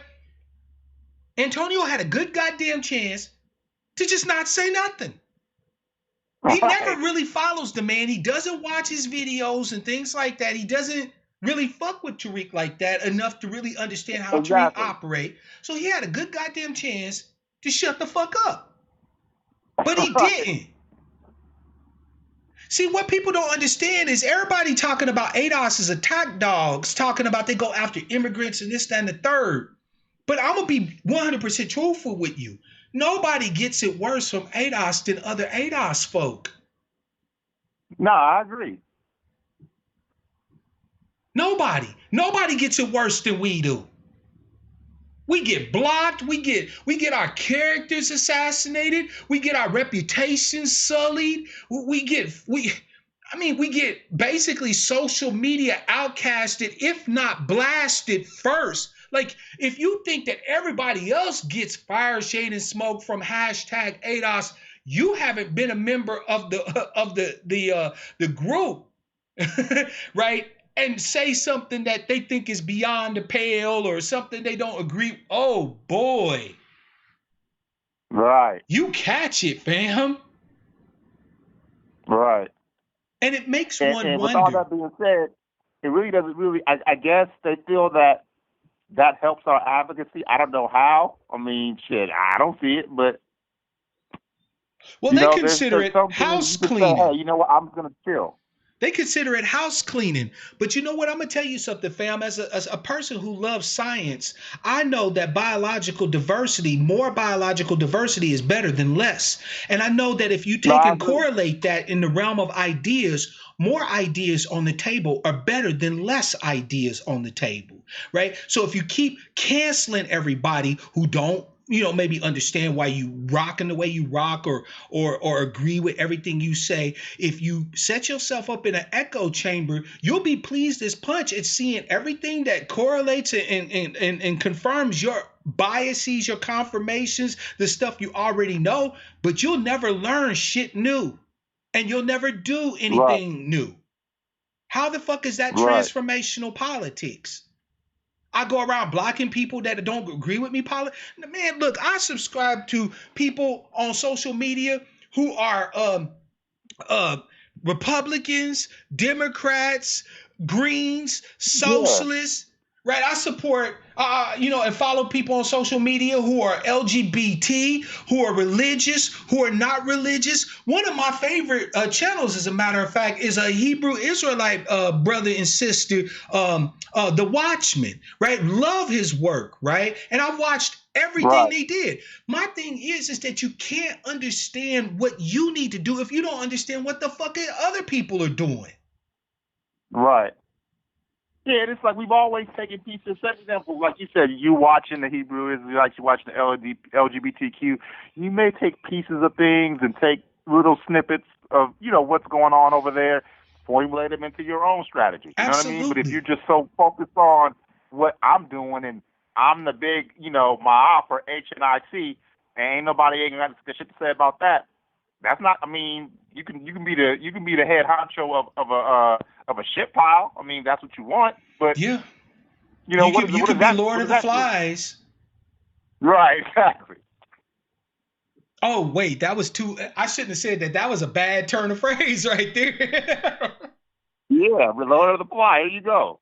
But my point is, fam, and I think your point is, and you understand this too, is that if they want to lead, right, the only way they're going to lead in the advent, in the rise of the thing that they gave birth to, which is our understanding of this stuff around heritage and lineage, right? The only way they're going to lead is by being the first among equals, basically, right? In other words, kind of accepting the praise of them having gave us the framework, right? And then letting that understanding be what guides us.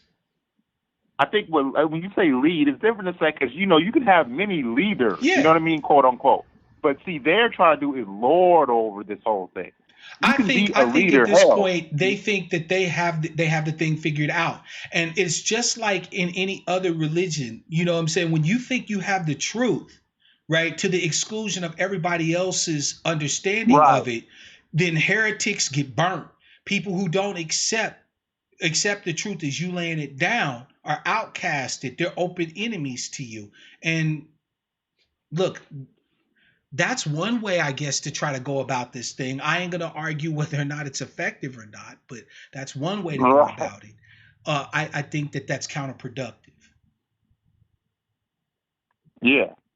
Because at the end of the day, it's like we're centered around the agenda. So what unites us is the lineage, the agenda. Mm-hmm. We understand the data, because we all come from different walks of life. Some poor, some rich, some LGBTQ, some religious, some all different class stations, absolutely.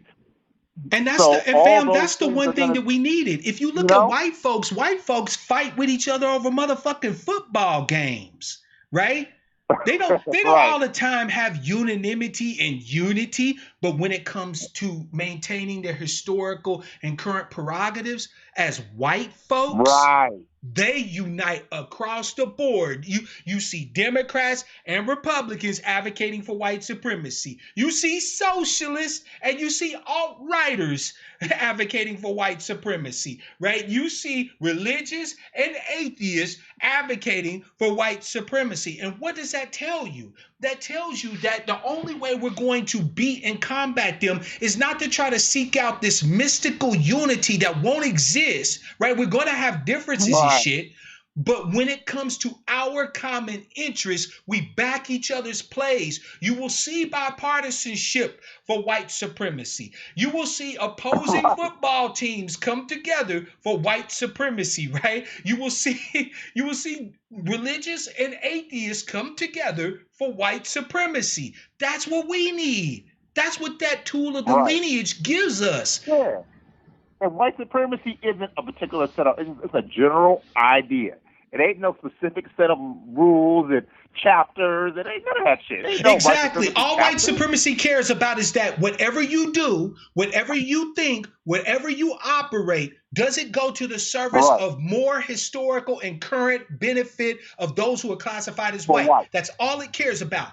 If you're doing anything toward that goal, no matter how small, no matter how large, white supremacists back you. They don't have to come out publicly and say, "Oh, I agree with Richard Spencer." What they can do is quietly in the nighttime in their house, right? They can go to their desk, slide that desk drawer open, grab a pen and a checkbook, and write a check. Right. Exactly. They don't have to. They can be. I love black people. Some of my best friends are black people. I work with black people all the time, but they meanwhile funneling resources to Richard Spencer. You feel me? So why can't we do the same shit? Why can't we be like, yeah, damn, that ADOS team, boy, they always think they winning the games. They, it's the Cheater Bowl or whatever, but secretly writing each other checks, backing each other's play. People go differ.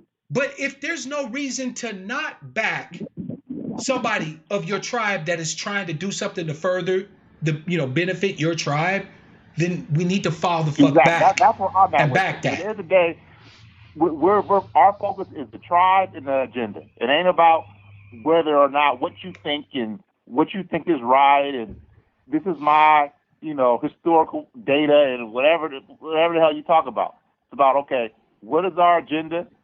How does the agenda benefit the tribe? That's it. That's it. And see, this is the crazy part. What else really truly is there for Yvette and Tone to do? We have the lineage. They gave us that. They had to in order to bring this whole thing about. And I thank them for that, right? They gave us the frame of lineage and heritage to look through to view all of this stuff, okay? So we've got that, right? We've got the agenda, which is full expression of Americanness through reparations, restitution, remediation, and repair. We've got that. Right? And on top of that, we got the power of the name. What else do we need from them? I mean, they can still expound on things. That's great. I'm going to continue to expound on shit, right? We need inspiration. We need education on various subjects and things like that. But what else other than those things do we actually need from them? What else do they need to gatekeep? Right. How come we can't ask that question without coming off like we're heretics of some kind? Because, when you look at gatekeeping, right, because I remember, in the FBA camp, their whole thing is leaderless movement, right? That's their thing.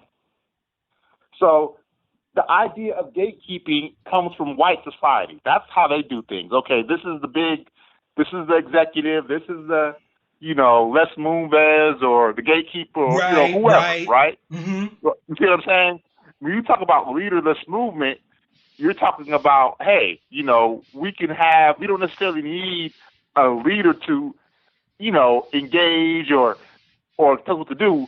The code and the ideology and the agenda is the leader. Exactly, man. When I embraced this name, I didn't need nobody to tell me I needed to advocate or tell me how. Right. It drove me to advocacy. I can't help but to advocate. I can't help it, fam. So the thing is I agree with you 100%. They gave us the one tool that we were lacking, the one weapon, a belief in our unique position as a distinct lineage and heritage here in these United States. That right there, fam, was missing. And that's why I don't take that away from them. They brought that. That was their insight, their key insight that they gave as a free gift to the people. They had to, but they gave it, and I honor them for that, right?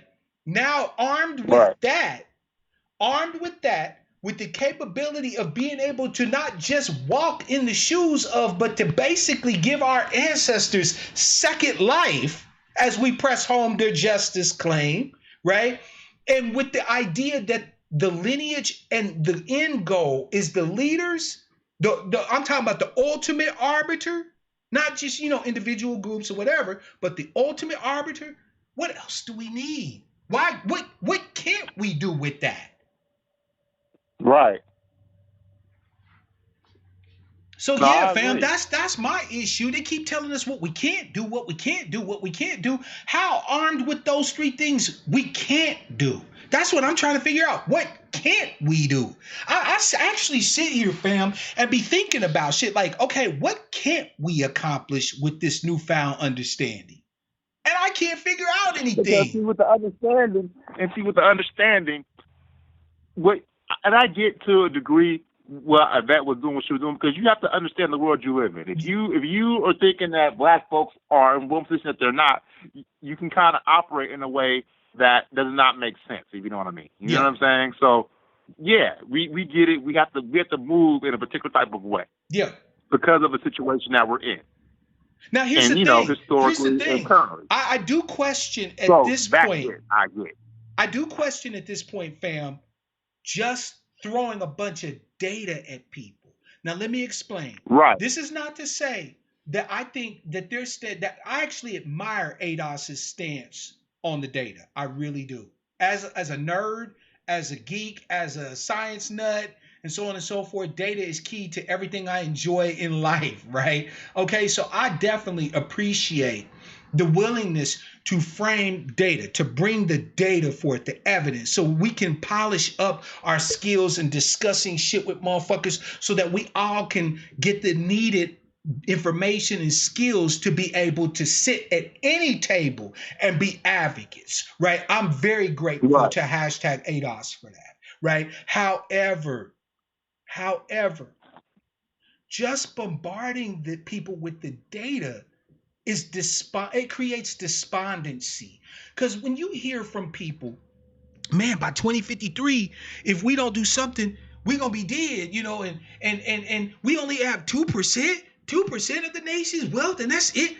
Like, that puts people in a position where if you don't immediately come with a solution, if you don't say those things to people and then say, but brother, sister, we got the fix. Come to us, cleave to your people. We're going to be doing advocacy. We're going to be doing this. We're going to be doing that, and so on and so forth, right? If you don't immediately come with a solution, you create despair and despondency. Just beating someone over the head with data browbeats them down. It does not activate them. It doesn't motivate them.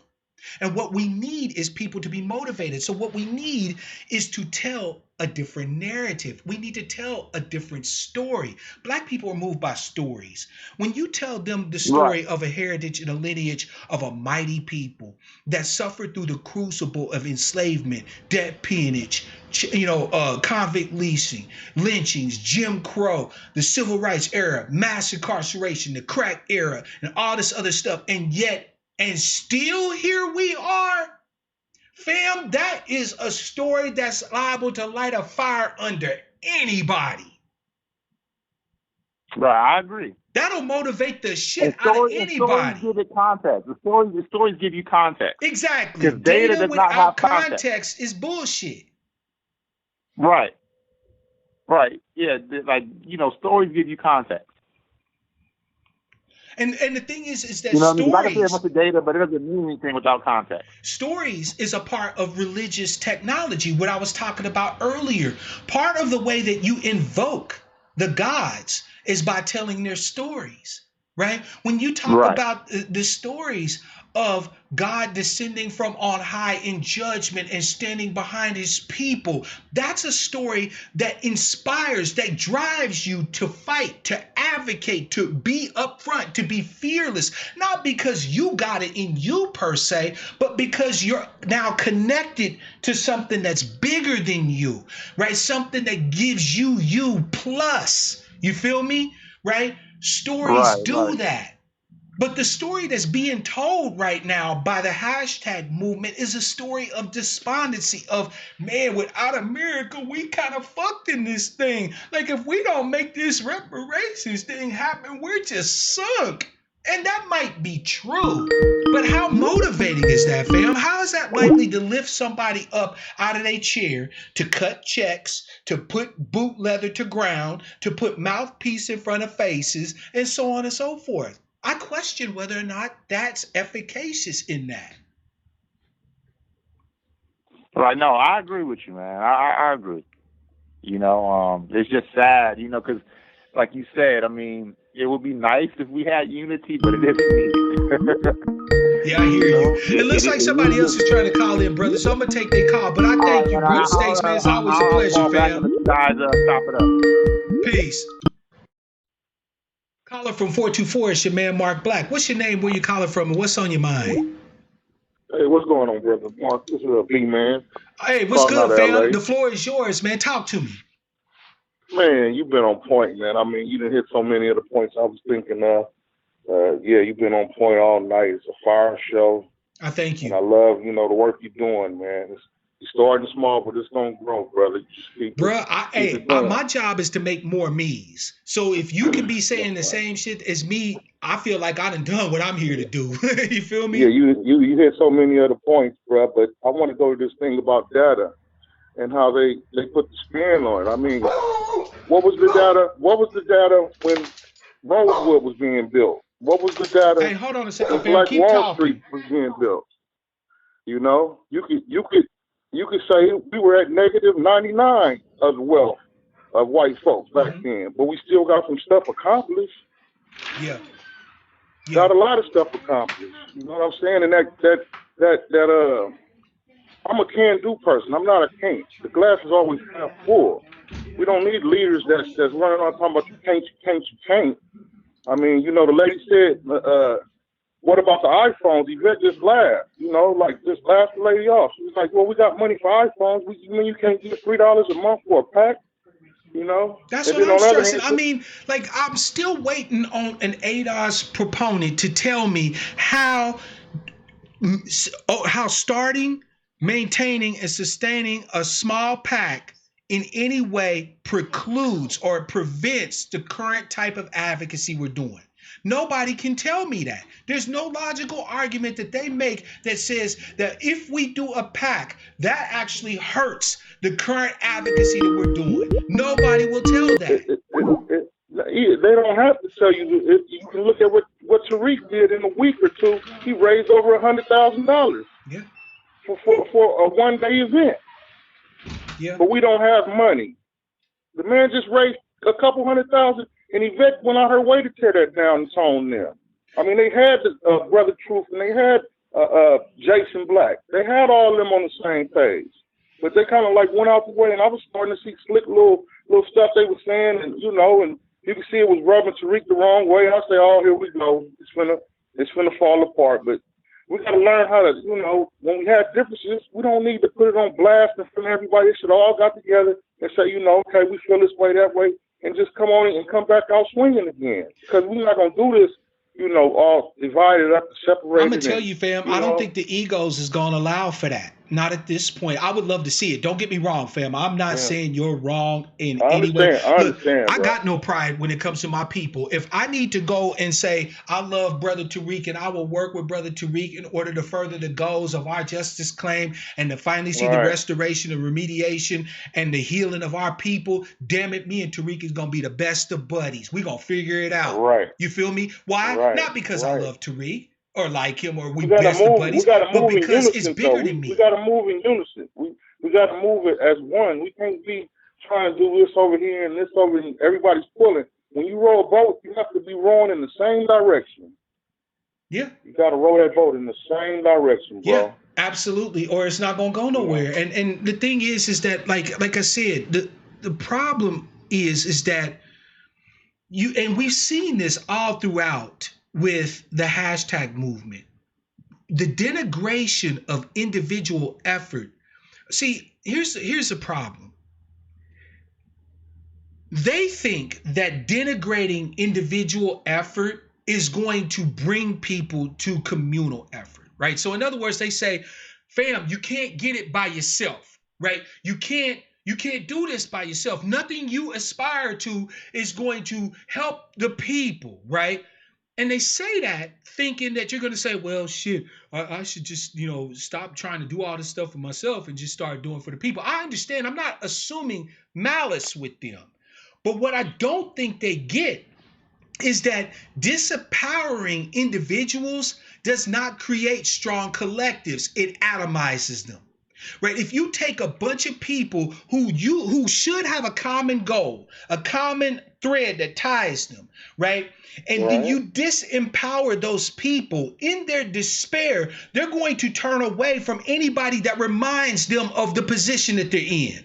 And so when you sit here and say shit like, your individual efforts is not going to save you. Stop trying to be your do for self, or, stop grabbing your bootstraps and this, that, and the third, right?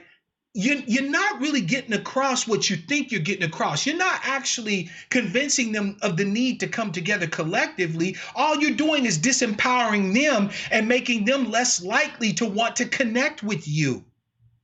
Right. I mean, you should be proud of a do-for-selfer. You know what I'm saying? You damn Skippy. If somebody gets out here in spite of all the obstacles we done faced and actually is able to pull something out of the mud, it's just like a victimization. Yeah, fam. I mean, my thing is this, but because they can't be criticized or critiqued because they believe that they have the answers, right? That they got this shit on lock. They can't see that. That's not even a major critique. That's a minor thing. That's something that ADOS could fix tomorrow. They could say, you know what?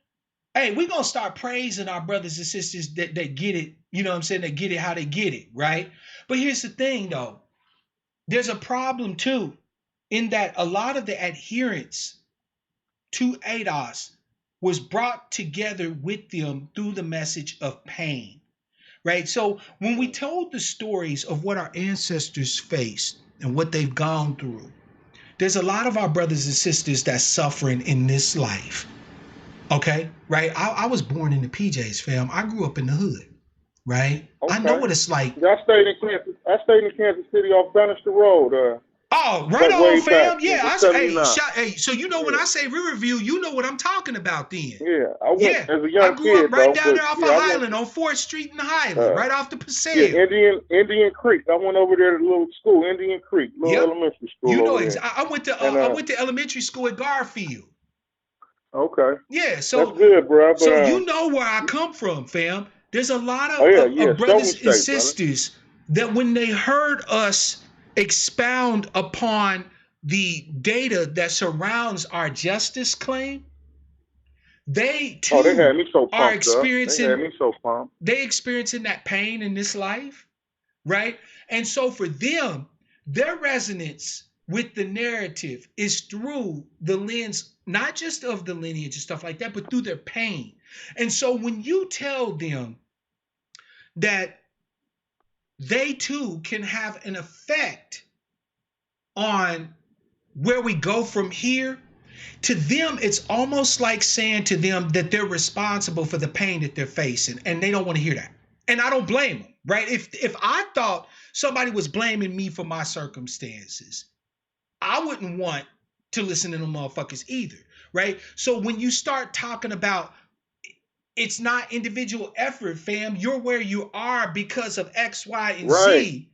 Then they say, see, now I'm good. It ain't because, I didn't try hard enough, or I made some dumb shit choices that put me in a bad spot, or I came from an environment where we didn't foster the type of attitudes and stuff like that that would let me aspire to more, or I took a risk and I fell on my face and I'm taking the heat for it, right? That stops being the reason for where you at. And now you got this bigger reason that you can point to. Who wants to give that up? So when you start talking about then, hey fam, let's get together, let's do stuff. We inspired, we connected with our ancestors. They walk with us, they walk through us. We are them.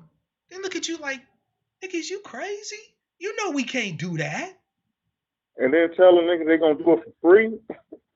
You ain't got a sandwich for them or nothing.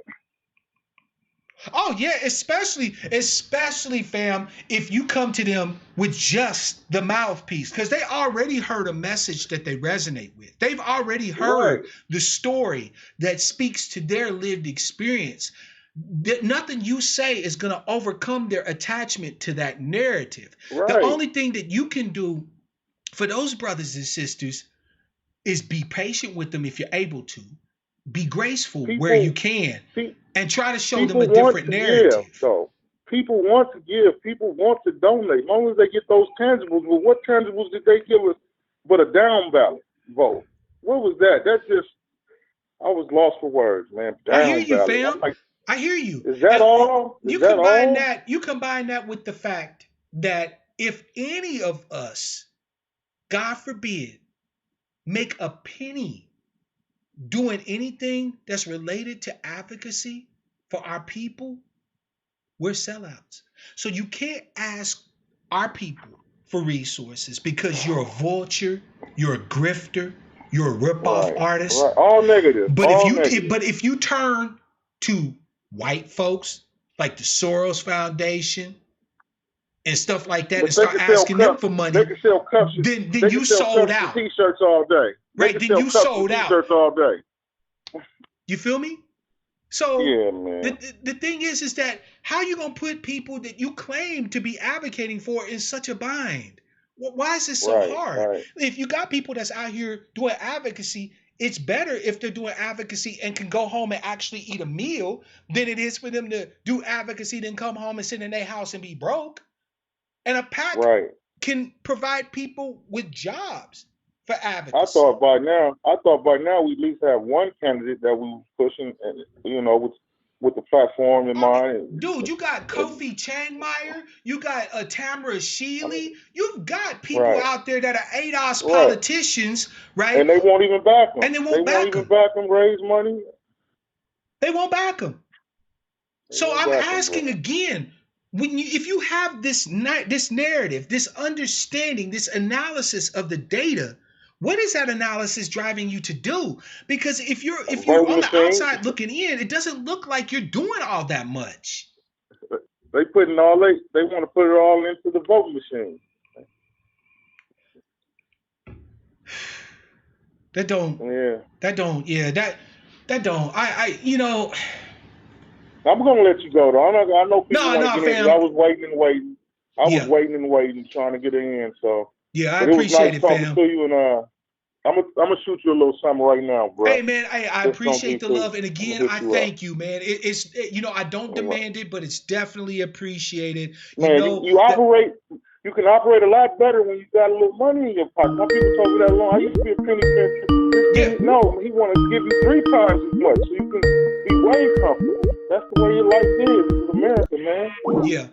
Yeah, absolutely. Nah, fam. I mean, I got to eat, and I appreciate those who help me to do it, and that's why I want to continue to bring you the best advocacy, the best content I can. I don't got much, but I'm going to share with you, bro. Hey, I appreciate it, fam. Any bit is love, and I thank you. Love, bro. Peace, man. Peace. Caller from 323 or 332, I want you to call back in. I wasn't trying to hang up on you, but based off of the way I take calls, fam, I can only take one call at a time. There we go. Caller from 323, thank you so much for waiting. I really appreciate your patience. It's your man, Mark Black. What's your name, where you calling from, and what's on your mind? Hey, Mark Black. This is Vernell from Los Angeles. Brother Vernell, hey, thank you so much. I saw you in the chat, man, and I'm glad to get a chance to talk with you, fam. The floor is yours. We can have a discussion. What's on your mind? Yeah, brother. I'm a part of ADOS LA. I'm on the advisory board, and I know the lady and the gentleman who was presenting that information about the PAC. Go ahead, fam, run it down. And like I'm just going to say this. At one time, we were together, the ADOS SoCal and ADOS LA, and we was pretty powerful. We was moving forward. Yep. And I'll just say they broke off.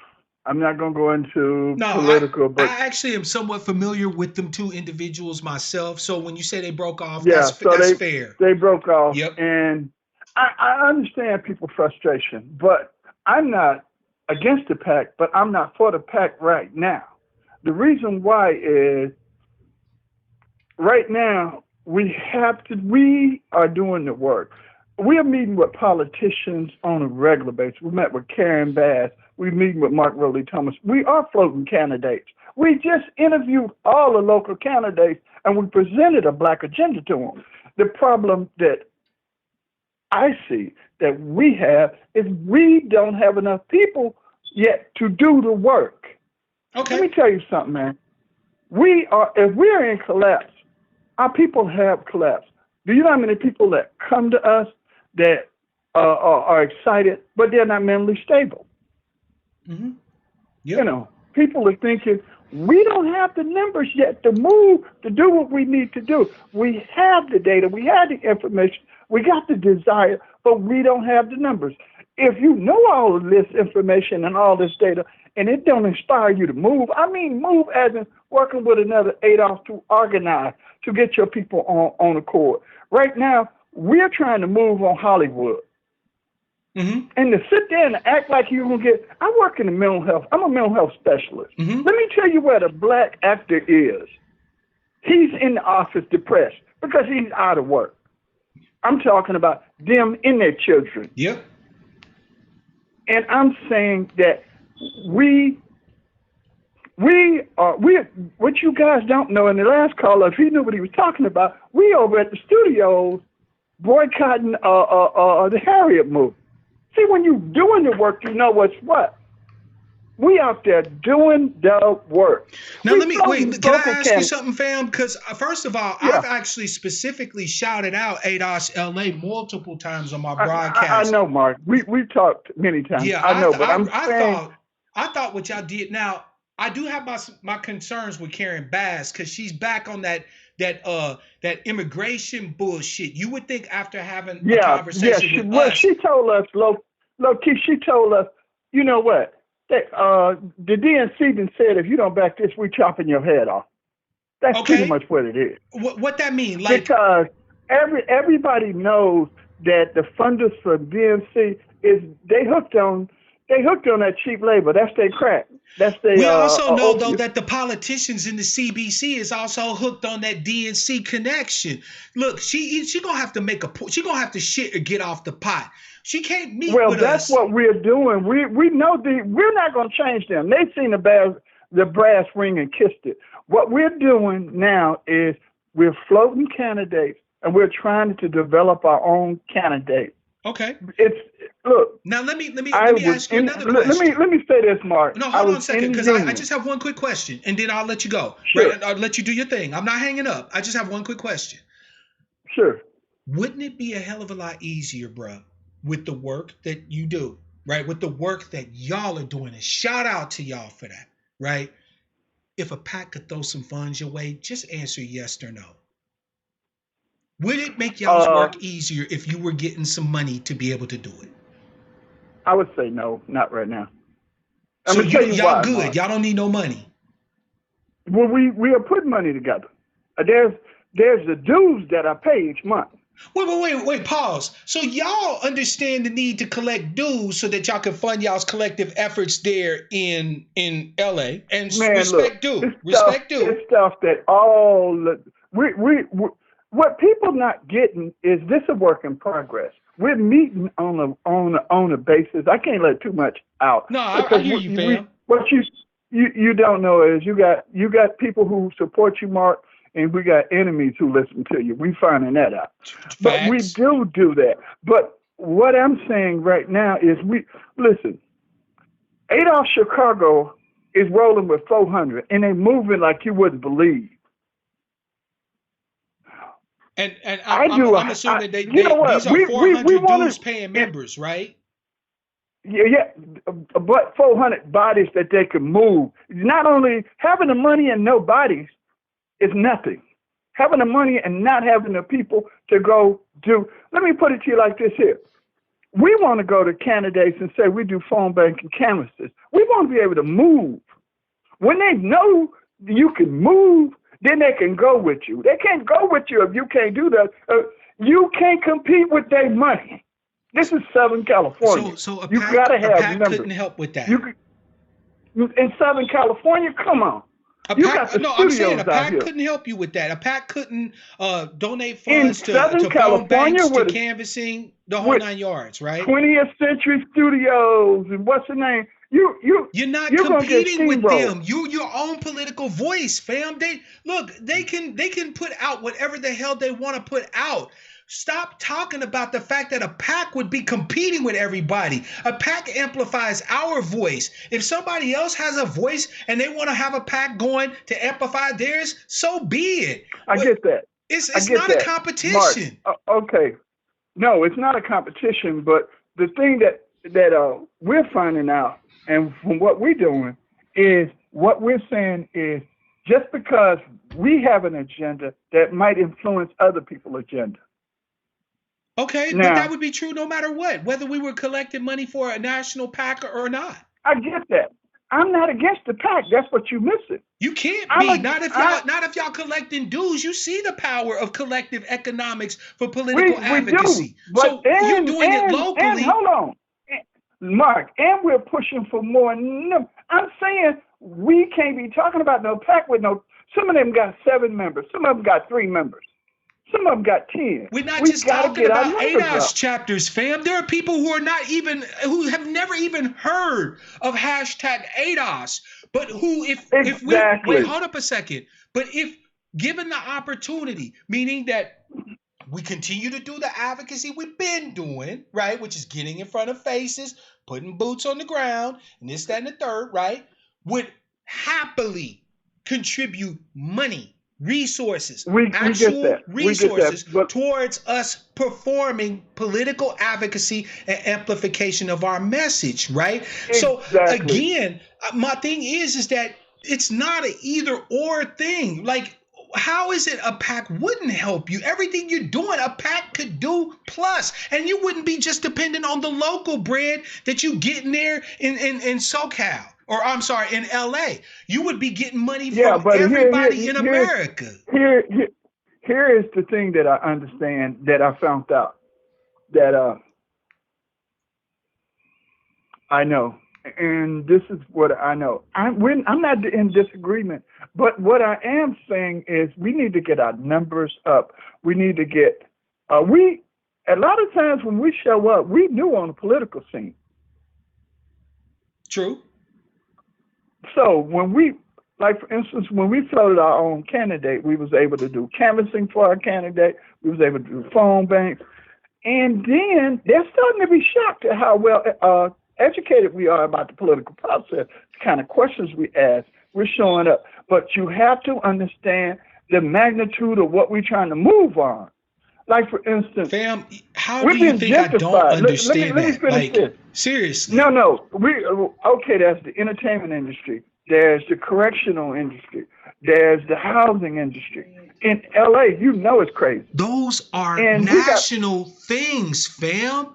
Yeah, but no matter how many bodies you get in ADOS LA, you are not going to be able to tackle everything nationally. You need both local vehicles. So ADOS chapters have got the local vehicle thing down great, right? ADOS Chicago, ADOS DMV, right? ADOS Houston, ADOS SoCal, ADOS Sacktown, ADOS LA, right? Y'all got the local chapter thing down, right? But the thing is that do your local chapter thing. Nobody's saying you can't do that. But also, we're doing that exact same thing. We're doing that to be able to do something national against those different things that you're talking about that are not just local things. And not to mention the fact you keep saying you need bodies. Fam, I'm going to tell you something. You went into your community right now and said, we need canvassers, blase, skippy, woo, woo. And you just knocking on doors. Most people are liable to slam doors in your face.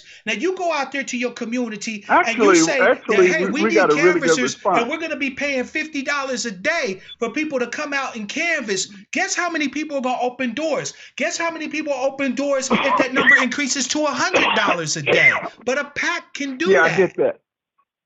But not just that. There's other people as far as expertise in moving in different circles. And I'm telling you, it's not, what we're saying is there's so much more that we could do. I think the very fact that we're doing the work and trust us enough to say, when we get the numbers we need, then the next thing is the PAC. We would need that. Don't get me wrong, I'm not in disagreement on you, but with you, Mark. But what I am saying is there's a lot of work. We're coming across, like, there's some other stuff we're doing. as if that's all we're doing. You know, we're getting ready to feed the homeless. It's a lot of stuff. This And thing none about, of that costs money. of course it does. So Of course again, it does. But let me why finish. not have a PAC? PACs can And contribute to I'm not PACs can against contribute to that. nonprofit organizations, which if ADOS Hey, LA is look, I'm smart, they not would against already that. have done that, right? So they could contribute to your But nonprofit organization and allow Mark, you we're to be saying able to the get same that thing. program up and running. Yeah, and here's the thing, the reason why we really not ready to do that, because for one, we don't have enough bodies to do the stuff we want to do. It's a catch And I'm 22. saying, Mark, like I tell you, give us another year, and I think that would be a great idea. I'm not saying it's not a great idea, but I'm saying that we're still, a lot of people, I worked in human services. I've been working for the government for a number of years. This is like, I'm like a fish in water, meeting, greeting, maneuvering with the people. Right. I'm a social service worker. A lot of people I have to show how to do this kind of work. A lot of them are different. We got truck drivers. We got, so this is something different for them. But what I am saying is that we could use more help, because let me give you a perfect example. We are out every week. We was invited to an event to explain ADOS stand on different issues. Went there. We knew it was a Pan-African joint, but they were friendly. We were building our relationships. And let me tell you, and we showed up. We defended ourselves. Excellent representation. You guys would have been proud of. But it's really a problem when you got more Africans showing up defending. They get into the trough and eating before us. And then they got other Pan-African with us. We do need numbers. We do. We need numbers to move the way we want to move, Mark. That's all I'm saying. No, I didn't dispute that look, in any way. I was simply saying is that, okay, you said you need a year, right? So fund the PAC for the next year and don't touch it. Just let the PAC build up, so that when your breakout year comes in 2021, right, whenever ADOS chapters locally feel we like already that, had that meeting. We were talking about. Right? We were talking about a 3-year period, and then move on it, and then actually do a strong push for the election year. We got to wait 3 years for a vehicle. Everybody else is starting today. 3 years of saving. No, 3 years of saving to do a strong push to make some changes. The kind of stuff we're trying to do. I hear you, fam. I hear you. But let me because I understand y'all frustration with Tom and Yvette. Hell, Tom blocked me like a year ago. And all I did was agree with it. Like the sister said, that you were chatting with on Twitter. All I did. It's about the people. It's about. I'm like that old brother who was talking about. I'm old enough to remember when we had affirmative action. Mm-hmm. I remember all them damn doctors, all them lawyers that produced. I remember when I was going to school. The way we were people were at the time when I was going to school, everybody I went and got a damn degree in computer science, because that's what I was told, because that was pre-crack. We was a different community. Yeah. And later when I got a damn job, I found out I hated it. But I'm saying that was from a different community. Yeah. A lot of people don't know what we lost. So that's why when you hear a lot of us old heads talking about the advocacy around. And I'm just watching, man. I'm just watching other people come in our space, collect our benefits, and then spit on us. I don't think we understand. I've seen the same thing happen. I'm a union steward. I've seen us tear down our structure in the union, and Mexican stepped in and took it over. We used to have that on lock. We have to watch how we do because we already got people from the outside of the community trying to extract wealth from us. Now we got other people trying to steal our damn identity. And now, for what you guys don't know, is we got Hispanics attacking girls in LA at the damn school. They got brass knuckles fighting black girls. Oh yeah, I've seen all sorts of crazy shit coming out of California, man. Y'all got some fighting ahead of y'all. Not just about California. That's happening all over. My point is, we know Tom and Yvette ain't perfect. Trust me, like I said, he been blocked me. It was never about Tom. I came from the killing fields of Alabama. I'm here. I know about Tariq. I'm not following Tariq. I got immigrant I'm married to an African with two immigrant children. Every time he would say shit that I know wasn't true, I would cringe. You can't build no real alliance with no shit like that. Yeah, if our people want to be entertained, then be entertained. But you're dying in the midst of laughing. This is real work. We either looked at that government in the eye and tell them what they owe us, and tell them if you don't pay us, you ain't gonna have no America. All this damn Tariq worship, Tariq living in a $3.5 million mansion and fools, and watch the conference they pull off. Man, come on. Before them two got on the scene, we didn't have a GED and political education. And now that we got a GED, we want to be the CEO and want to run some shit. Actually, fam, I think that it wasn't that we didn't have a GED. What we didn't have was the lens of lineage. There's a lot of black people that are involved in politics and stuff like that. I've been involved with politics for 25 years on various levels. Right. I think what it was is that we lacked the connection that's supposed to tie us together, that's based off of our unique lineage and heritage and the justice claim that surrounds that. That was what was missing. That was what Yvette and Antonio's unique analysis of the situation was. So, but with that being said, fam, I appreciate, of course, the opportunity to talk with my brothers and sisters down there in LA. Y'all know I admire all the work y'all do. Hopefully, we see much more from y'all. It sounds like y'all are grinding. We're finna open it up. We're finna grind. But I will say that there's nothing that you mentioned that necessarily precludes a pack, right? So at this particular point, I'm not certain what to think about your issues with it. All right. So there's that. Well, here's the thing. Real quick, what you're gonna find from doing the work and being involved with others, that we're slowly developing. Believe it or not, we are working in autonomy, and that's what we're doing. We're actually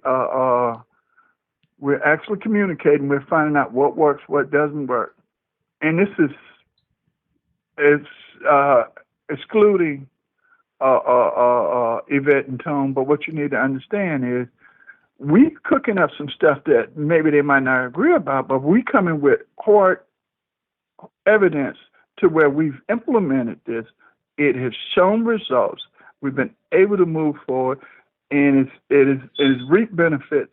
And you can't argue with that. I hope that when you're ready to make that public, that you trust your brother enough to give us a call and let us know how that played out. Like I said, wherever I can back #ADOS, I will. I have no horse in the game. I should say I have no pride. When it comes to backing anybody that's doing something to try to benefit our people, I'm with that. So I hope that you will feel comfortable at some point with sharing that with us. My major concern at this point is that even for the successful chapters, y'all are only keeping stuff, ADOS basically, or #ADOS. And while I understand the need to do that for y'all's brand of political advocacy or whatever the case may be, it does preclude you from having access to resources that you could have access to simply because somebody may not necessarily embrace the hashtag piece. But other than that, fam, keep rocking on. I appreciate you. All right, my brother. Peace, fam. Peace. Yeah, fam. I'm kind of floored right now, as you can see. Again, I admire definitely the work that the chapters is doing. Sorry I'm late showing some love. I appreciate you, Double C's. You never late, man. You right on time. But if you notice, fam, that same gatekeeper mentality, they take up dues for their chapters, but they can't support a PAC. Monty, you can call in right now, fam. That same gatekeeper status. If you're a part of the hashtag movement, they'll collect dues and stuff like that to help you out and get you up on some political advocacy and teach you and train you and stuff like that. God forbid you should want to be an outsider to the hashtag movement, but still support your people. Fam, the evidence presents itself. I don't have to shade nobody. I don't have to disrespect nobody. I don't have to do that.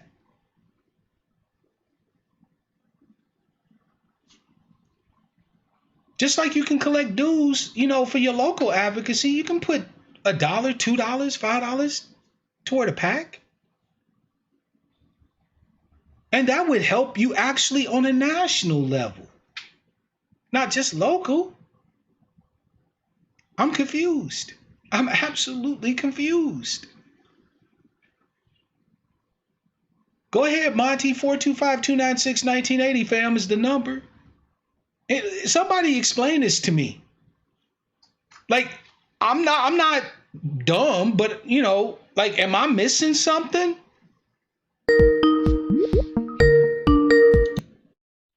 No, I'm not. Brother Monty, is this you? Am I missing? Hey, what's going on, brother? What's good, fam? Talk to us, man. Because right now your brother is confused as hell.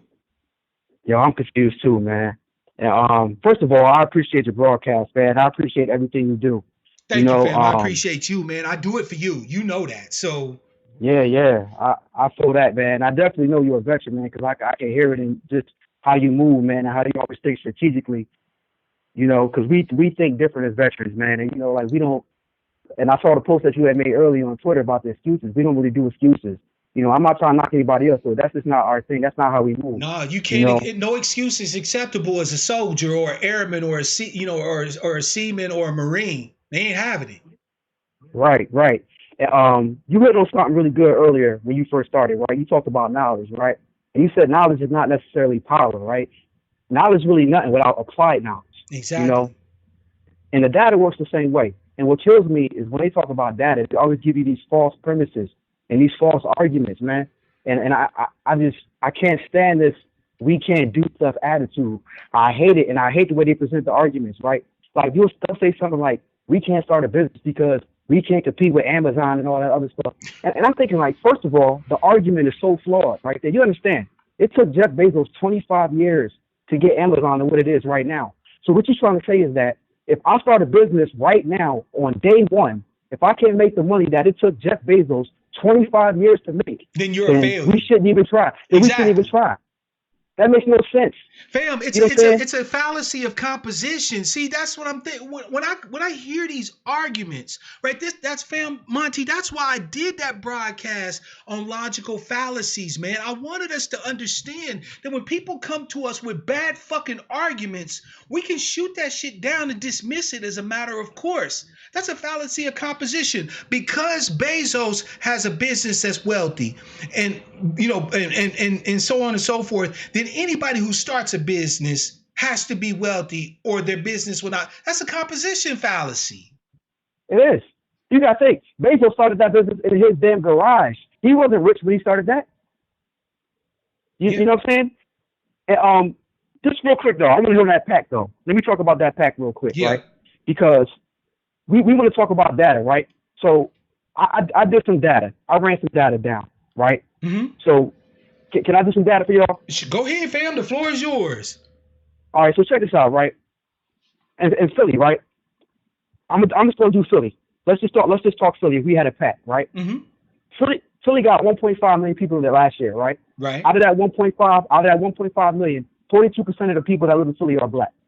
Now that comes up to about 665,000 people, right? Mm-hmm. Now Let's not even deal with all of them. Let's just deal with 10% of that. We're just going to deal with 10% of those people. 10% of those people is 66,000. I'll give you my numbers right. It's 66,500. That's just dealing with the 10% of the people in black people of black people in Philly. Just 10%. If only 10% of them people put up $2, that's $133,000 a month. Mm-hmm. Well, hold on now. We can't compete with Bloomberg. Right? Right. Hold on, let's check it out though. So let's talk about it, right? How much does a social media marketing campaign cost? Let's look at it, right? Mm-hmm. On the low end, it's about $400. On the high extreme end, it's $20,000, right? Yep. Now we just said we got $133,000 if they gave only $2, and that's only 10% of the population in one city. Yep. In one city. If you want to do a big marketing campaign like TV and all that other stuff, that's $250,000. Yeah. Now, you know what I'm saying? I did the math on it too, fam. The average high-end market for TV for a 30-second spot is $5,000, right? So you pay, whatever it costs to film your spot, so we could do a commercial like Marianne Williamson did, where we're not talking about no politician or anything like that. We're just talking about our history, our justice claim, and putting that 30-second spot in a major television market. That's LA, that's Houston, that's Dallas, Fort Worth, that's Atlanta, New York, $5,000. We couldn't keep that spot running 24/7 every month for a year off of the advocacy from a PAC from just a few thousand folk. And that's not, and remember, fam, a PAC can accept unlimited numbers of donations, right? So we can say, hey, please contribute just $2, right? But I would, in my opinion, that would be slitting our throats, because we should actually be asking people to contribute what they're able to. First of all, it's legal for them to do so with a super PAC. Second of all, all of that money could then be utilized for full-on advocacy across the board for us, period, 24/7, all day. Not to mention the fact, how much do you think, Monty, I don't want to steal your thunder, fam, but did you do any research on how much it costs to pay a lobbyist in D.C.? No. I did. You know how much it costs to pay a lobbyist in D.C.? How much is that? About $80,000 to $100,000 a year on average. So you think that a small black PAC couldn't afford to retain a law firm in D.C. to have a lobbyist, right, going in there in the halls of Congress actually pushing for advocacy for us? Oh, yeah. We can get that, and you can raise that at 1 month. You know what I'm saying? Yeah. It's crazy, man. And I just don't understand the blowback from it. Well, I do understand the blowback from it. I already told y'all how I feel about it. Yeah. You know why I think it's a blowback from it. Like I said, everything is ego-driven. You know what I'm saying? And I ain't going to take no shots at people, but that's how I feel about it. But I just think that I don't understand how we can't see this when everybody else does it. Everybody does it. Now, and one thing I'm going to say too, right, what I think a lot of people understand, right, like history, you got to think about it. It's only been like 51 years since we had 100% legal rights in America. So if you under the age of 51, you in the first generation of black people with 100% legal rights. Yep. You feel me? And this is what I mean by, like I said, we taking 2020 problems and we acting like it's still 1964.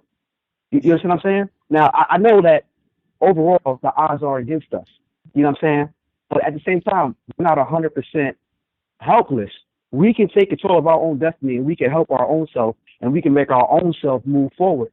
And so I just hate that you got this movement out there. My man just said one of them groups got 400 bodies. You got 400 bodies? You should be telling them how we gonna make our own stuff, how we gonna get it. But you're framing the argument like we're competing with people. We ain't competing with nobody. We try to do what's best for us to move us forward. That's what we're trying to do. That's what the mission is. The mission ain't no competition. Yeah, the competition thing is a non sequitur, fam. It's not even a part of the. Matter of fact, it's not even a lie, because it would have to be logical to be a lie. And then speaking of logical, right? The arguments just make absolutely zero sense, right? Now, let me ask another question, right? So same thing about the advertisements and everything. We can't compete with Bezos, right? Yeah. If that's a lie right there.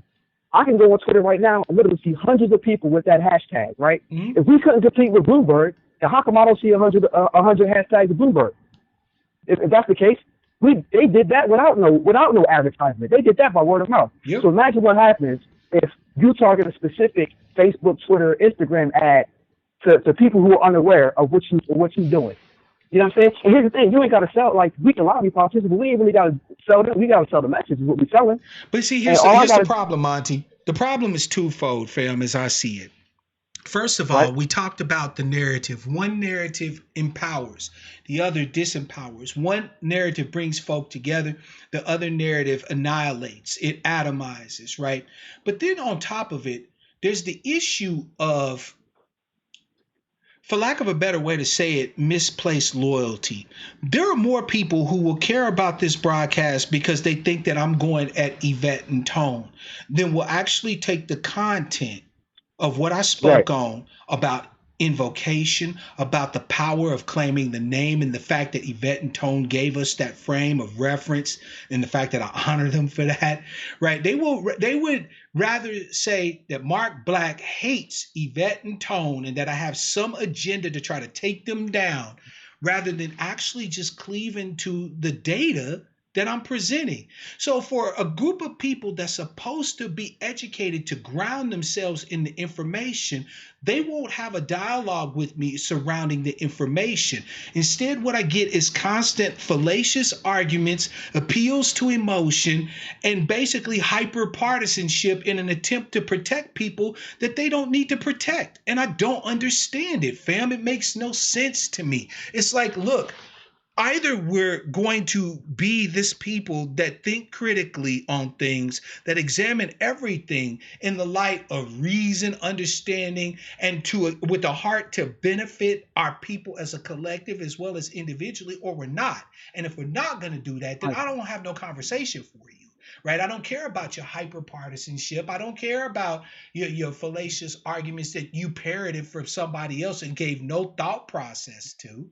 Right? That's not shade. It's clear. When you're parroting somebody else's words, you don't have to give any thought to that. You dig? So, fam, at the end of the day, I'm not certain where the PAC thing is going to go, because, as you know, I had my hat in the ring to organize a legitimate, registered, full-on, legitimate nonprofit. I'm still pondering upon that at this point, especially in light of recent circumstances. But one thing that I can say for a certainty is this advocacy has to be more than just cerebral. It has to be more than just a thought experiment, right? Either you feeling this, right? You feeling the lashes of the ancestors on our backs, right? You're feeling the victimization, and you're using it to be able to drive your advocacy, or it's just numbers to you. It's just, I don't know if I'm saying it right, fam, because I'm getting a little tired and hungry, but yeah, I mean, at this particular point, I think that there's a war between two narratives, and I think that without us actually understanding the ideological basis that's driving a lot of the pushback for different ideas and things like that, we're not going to get anywhere with the hashtag movement, because the hashtag movement at this point is ideologically bound. At this point, what I see them doing is preserving their ideology, not letting the data change what they think, but letting what they think alter their interpretation of the data, and anything that doesn't fit what their interpretation or what their ideology is at this point gets auto discarded. There's no thought really behind it anymore.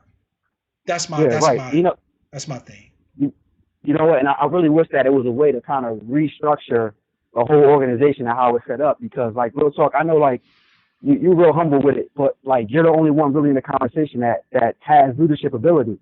Because what you're doing is you present information, right? You analyze the information, you break it down, and you explain it to the people, the whole concept of whatever you're speaking about in your broadcast. See, they don't do that.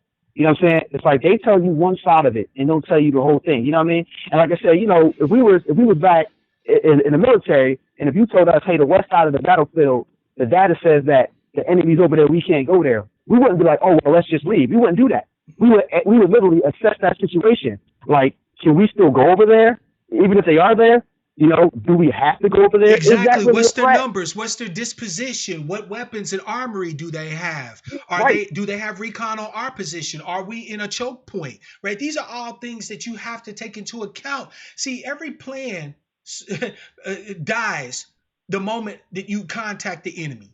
Right? The moment that you contact the enemy, the best of plans that are laid have to be altered. But if you're bound by an ideological framework that really refuses to allow you to alter anything, I'm not certain how effective you can be. You can't be. And, you know, and I really think that, like the brother called earlier, and I definitely appreciate his passion and everything too.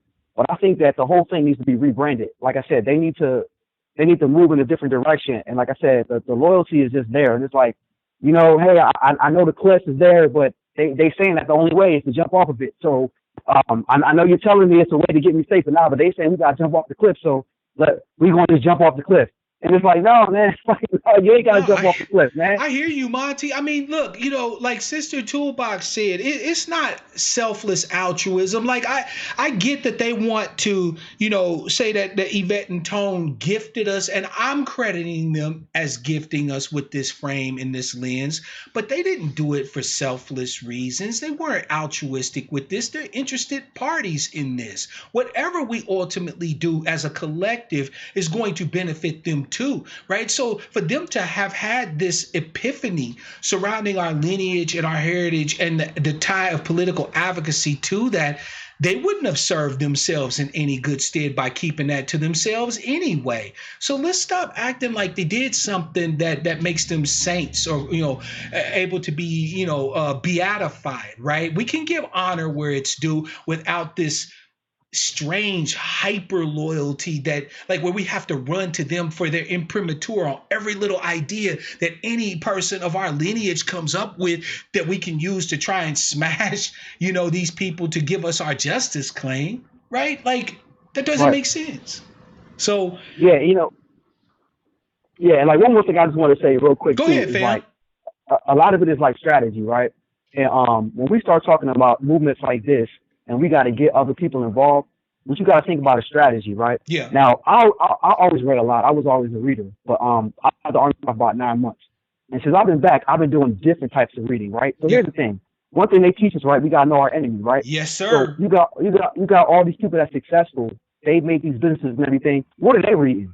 You know what I mean? So I started looking at what are they reading, you know? And so one of the 2 books I read so far since I've been back. One is called, I'm sure people heard of this because it's popular. One is The 7 Habits of Highly Effective People. And the other one is Stephen Covey. By Stephen Covey. And the other one is How to Win Friends and Influence People. Napoleon like Hill. Yeah, so it's like how to win friends and influence Fam, people, are right? you surprised that I've read those? I'm just asking. Not at all. I can totally tell because like your whole approach, like, and I really think that if like other people following that read those books, they would totally understand the approach is literally going off the cliff. Because if you talk about how to win friends and influence people, they're talking about it the opposite way. Literally, they're for as many people that come onto the movement, they turn all people from it. You know, and it's like I think that, and it's not just for this. I think if anybody can get their hands on those 2 books, read it. It'll definitely change your life and change your perspective on how to deal with people. Because what you got to do is you got to understand, you know, people want to feel important, right? You know, people want to feel like, you know, they are somebody. Well, see, here's the thing: you can't highlight feelings though, because feelings ain't data, right? They dated themselves into a quarter, right? Because they keep beating people over the head with the data, the information, right? Beating people over the head with the data, right? The problem ends up being that if you do pivot to what will motivate people, because again, data doesn't motivate, right? Right. So if you pivot to then what motivates people don't understand you, right? Because you've been doing this for so long. I still think they can do it. I still think ADOS can turn this thing around by stopping with the constant maligning of other people's characters, the rabid attack dog shit. Look, simply because I dissent doesn't mean I don't support you. It doesn't mean that I'm against you. It just means that I have a dissent. If we can have a discussion, if we can have a sit down and we can have a clear discussion where I bring my points and you bring yours and we can walk away from the table thinking the same way, then what the fuck is the problem? Ego's the problem. Ideology You and know, ego, exactly, right? So the thing is that I'm not the one that's got the problem. I'm open to dialogue. I'm open to discussion. I'm open to changing what it is that I'm thinking and allow how I operate to be framed by the evidence I have in front of me. Can I say the right? same for others? No, I cannot. Right? You know, So perhaps the fingers that are pointing at Brother Black saying that I'm going at them and this, that, and the third, maybe you need to point those fingers somewhere else. Because I'm not going at them. There's no need really to go at them. The evidence of what it is that they're about, that they're doing, is presented openly by itself. yeah, I don't need to go at Yvette and Tone. There's nothing that I'm talking about that everybody doesn't see Yvette and Tone doing. So either right. what they're doing stands on its own or it don't. And if it don't, then why the misplaced loyalty? Why the hyper partisanship? That doesn't make any sense. Right. I never understood any of it. Like, so if I was in that situation, like when the whole thing happened, when everybody split, and if they came at me and they was talking about me, I wouldn't care because I'm not here for that. If I was truly here for the movement and truly here to get people ahead, I would ignore all that stuff and I would have just kept moving forward. Absolutely. You know what I'm saying?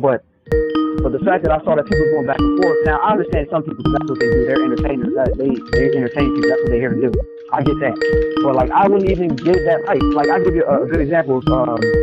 What's the other, like Michi, how Michi handled it. Yeah. She handled it great.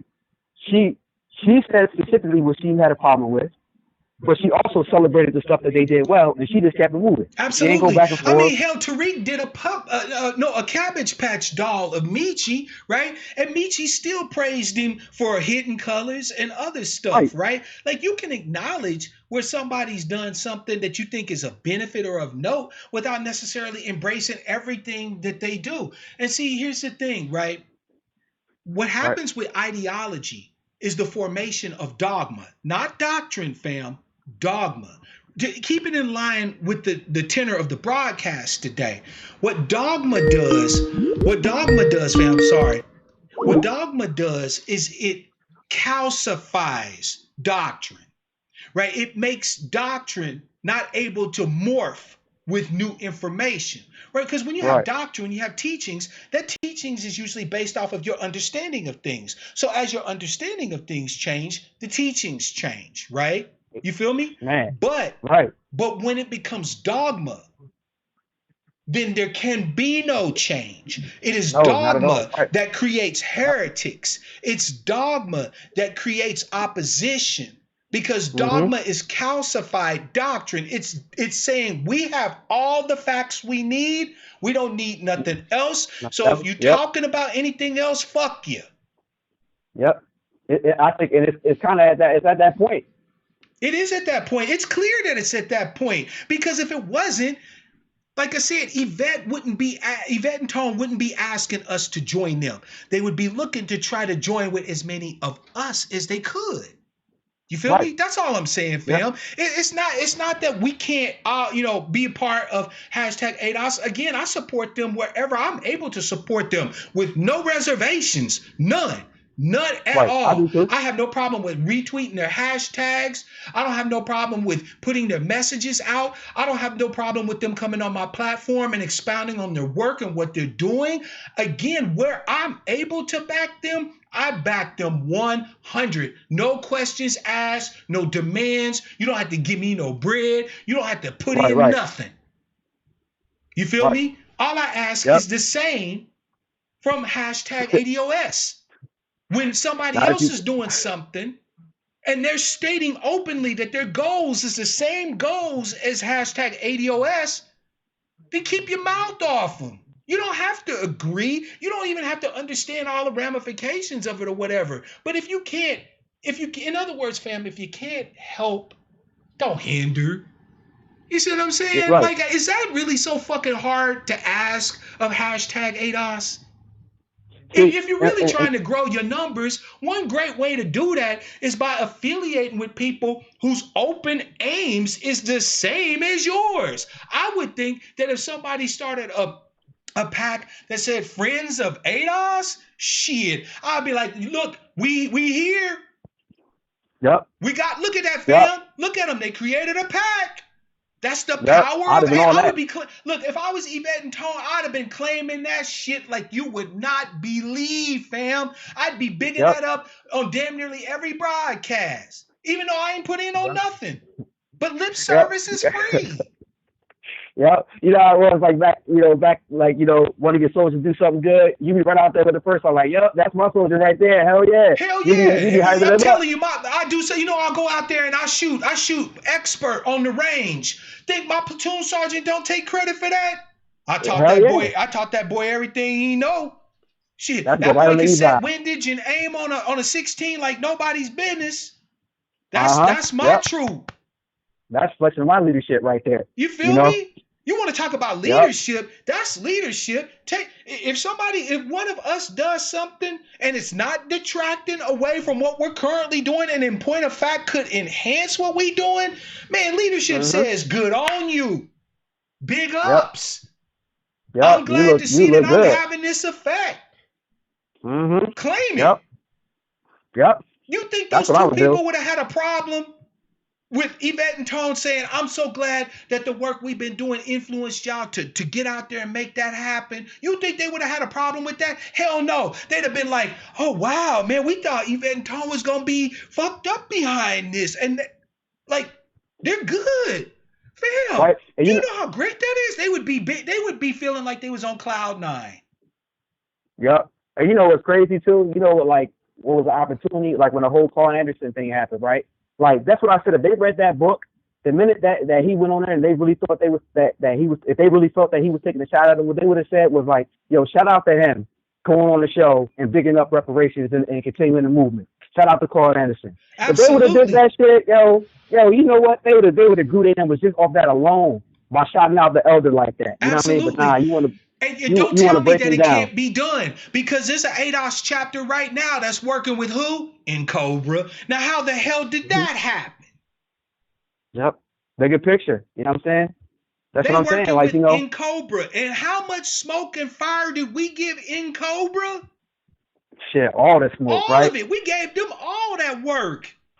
And Yep. the ADOS chapter is working, coordinating with In Cobra. Don't tell me what building bridges and shit can't do. Don't tell us what we can't do. Facts. I'm sick of that shit. Popping. You know, and I think that the enemy sit back and look at that and they laugh because they know we ain't gonna come together because they want to keep us separated like that. You know what I mean? And it's like we got the power, like you said. We gave them all that smoke, and now they working together. And I guarantee you they're making more progress than they did when they were separate. Boom. And not only that, but I bet you In Cobra respect ADOS. They know that if they step out of line an inch, ADOS is gonna be in that ass. Yep. You see what I'm saying? That's the point that I'm trying to make. You want to talk about people power. This people power that we have from cleaving to our lineage cannot be killed. It cannot be squelched. It cannot be destroyed. It can only grow. Or we can let the idea go, right? We can refuse to invoke the power that claiming the name gives us. And we can sit here and tell this sorry, sad story of a people that have been so brutalized and beaten down during the worst crucible humankind ever seen that we simply are going to just pass away by 2053. Right. Let's just quit. Roll over. I ain't with it, fam. Yeah. No excuses. I ain't with it either, man. With it. I will work with anybody. I will work with anybody. I will work with Donald Trump. If Donald Trump gave your man Mark Black a call tomorrow, he would get an earful of advocacy for our justice claiming our people. And if he said, Mr. Black, I think I can work with that. Be like, well, let's do it, Imperator Trump, the first of his name. Let's make it happen. Yeah, real talk. Like I agree with that 100% too, because I really think that as much as I be talking shit about Trump, I really think though if we presented him with a real proposition, like a real, if anything, as petty as he is, he would help us just to troll the Democrats. I really think he would do it. I think he would give us whatever we want. Well, I think we won't know unless we ask. And I don't mean having a reporter put a mic in his face in a public ass forum and say, what do you think about reparations? That's not asking. Having him sit down in the Oval Office, chilling, where he can have his beverage of choice with his feet propped up and presenting him with some Key points. That's Yep. asking. Yep. And let him know, like, if he did help, how that could affect him in the long run, how positive that can make him look by actually, doing something. Facts. You know what I mean? But I think that, but at the same time, back to the same argument, what could possibly make that happen? A pack. Yeah. See, Alexis said it in the chat. She said nothing was said about them working with Cobra, but they got all this smoke for a pack? Like, what? That's true. Yeah.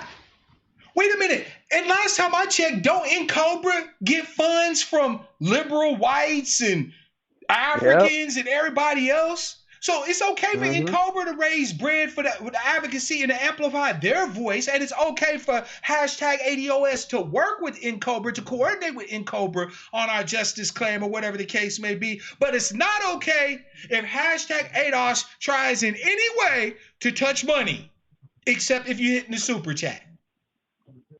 Make it make sense. Yeah.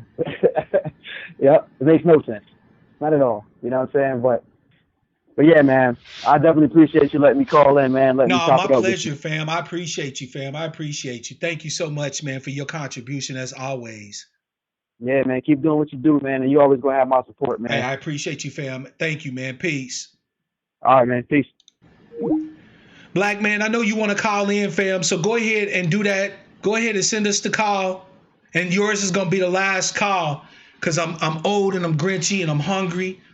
You know what I'm saying? The atheist brother minister, the right reverend brother Black was in the house today. We needed church. And I hope, fam, that what I've given you, the real people power behind ADOS, I hope what I've given you, fam, lights a fire of advocacy underneath you.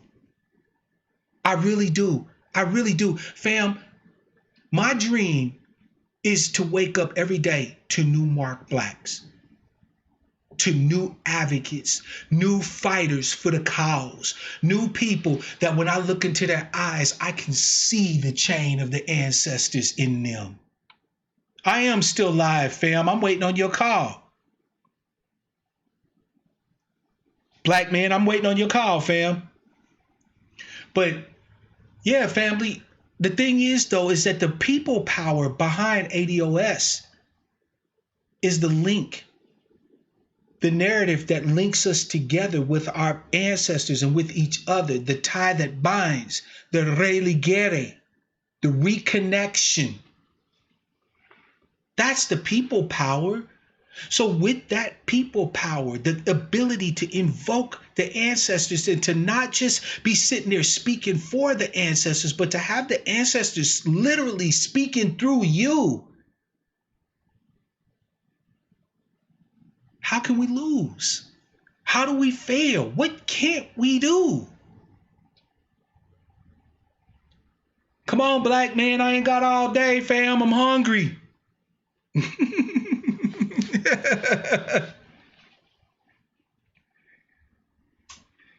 But yeah, fam, we can't lose. We cannot lose. I want us to understand the real people power. That was the gift that Yvette Carnell and Antonio Moore presented to us. This frame, these, I call them the glasses, the ADOS glasses. Hey, Black man, what's good, fam? Talk to me. Yes, sir. How you doing? Hey, man, it's all love. You know how I'm doing, fam. I'm inspired with the right Reverend Atheist Brother Minister Black had the whole church service today, fam. All right. I want y'all to understand something, right? For real. A TV commercial, right? Mm-hmm. For me, not saying for Downey, Ford, Chevy, nobody else. For me, I don't pay the commercial. My product pays the commercial. All right. If anyone is really serious about knowing about a commercial, for me, check me out. You make product for that station, right? Mm-hmm. It's not like you just get on the station and you just go out there and they're going to give you advertisement. It's not like that, y'all. Mm-hmm. It's really not. Anybody can go to right now. I think we have 44, 50 some people. Mm-hmm. Go to K as in Karen, L as in live, T as in TV, V as in vacation. Mm-hmm. .com. Hold on a And second. go I'll to pop it into the Mark chat. Coleman. Yeah, Mark Coleman. MARK Coleman. They do a Friday Night Football.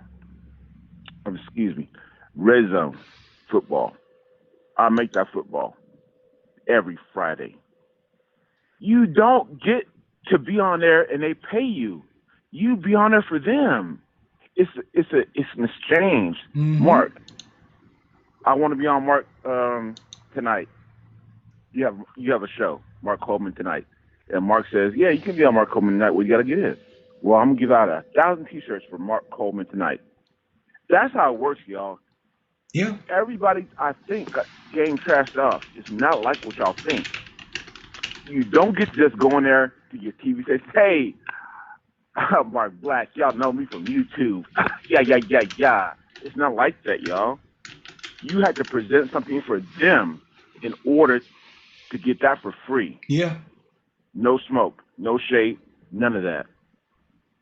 Understand what you're talking about before you come to the show, because this dude been doing this a long time. I'm talking about Mark Black. I'm not talking about me.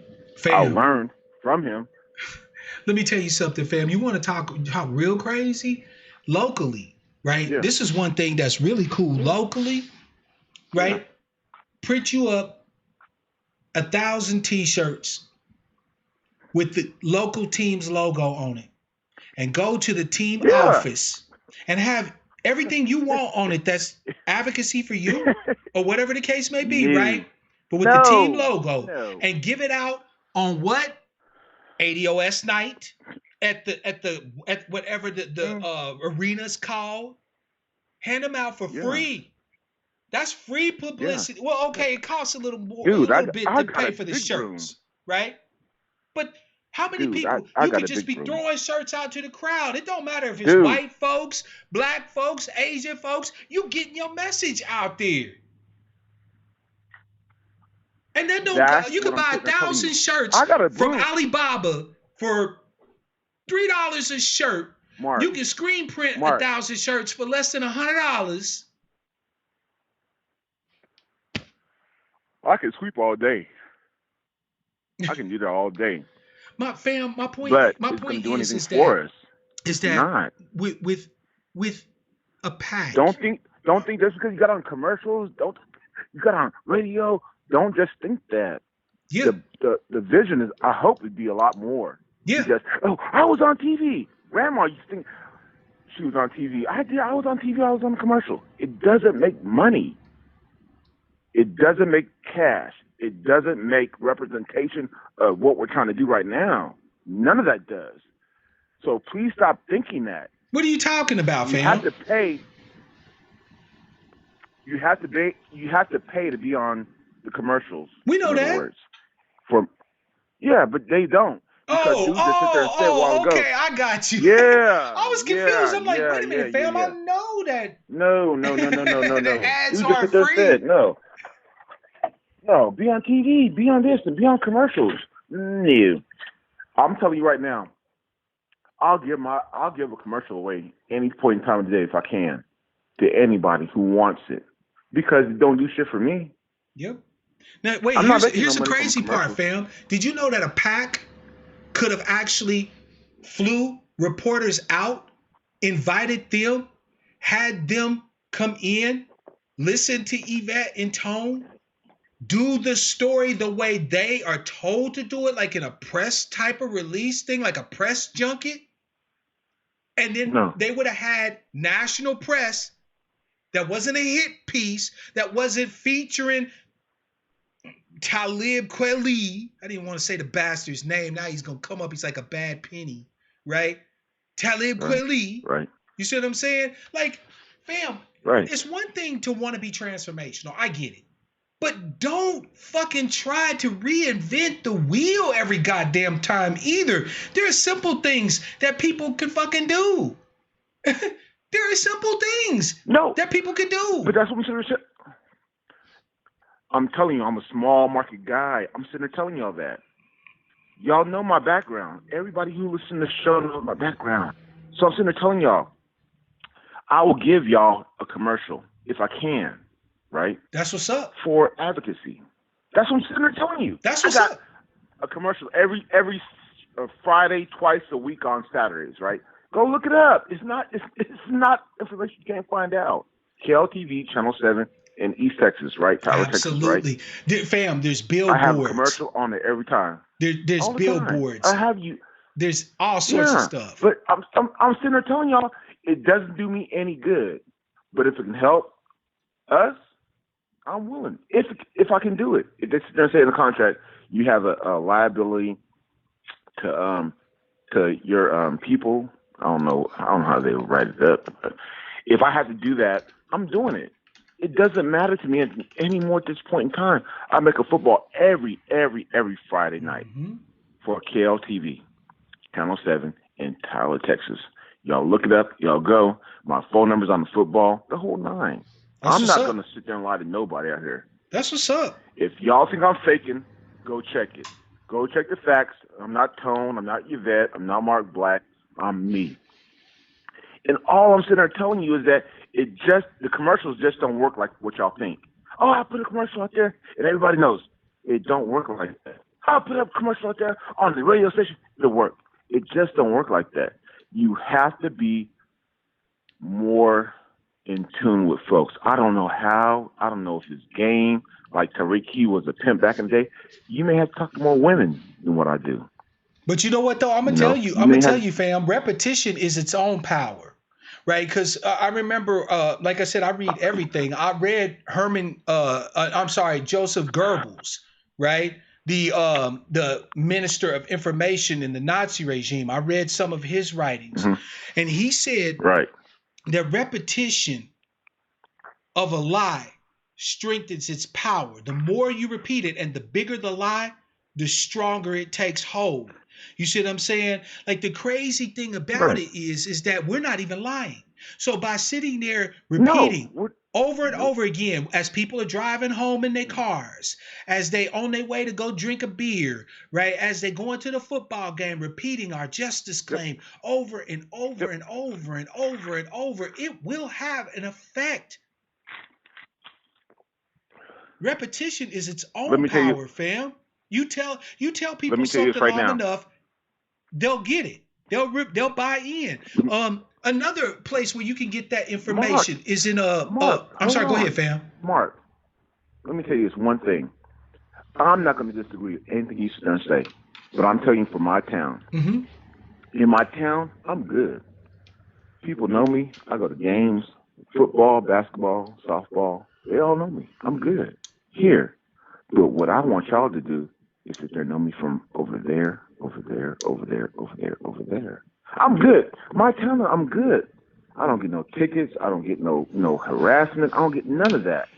But what I'm sitting there saying from my point of view is that I'm trying to be strong with y'all, but y'all have to understand what I'm doing over here that has not been respected by our people here in terms of buying, paying, and giving it up.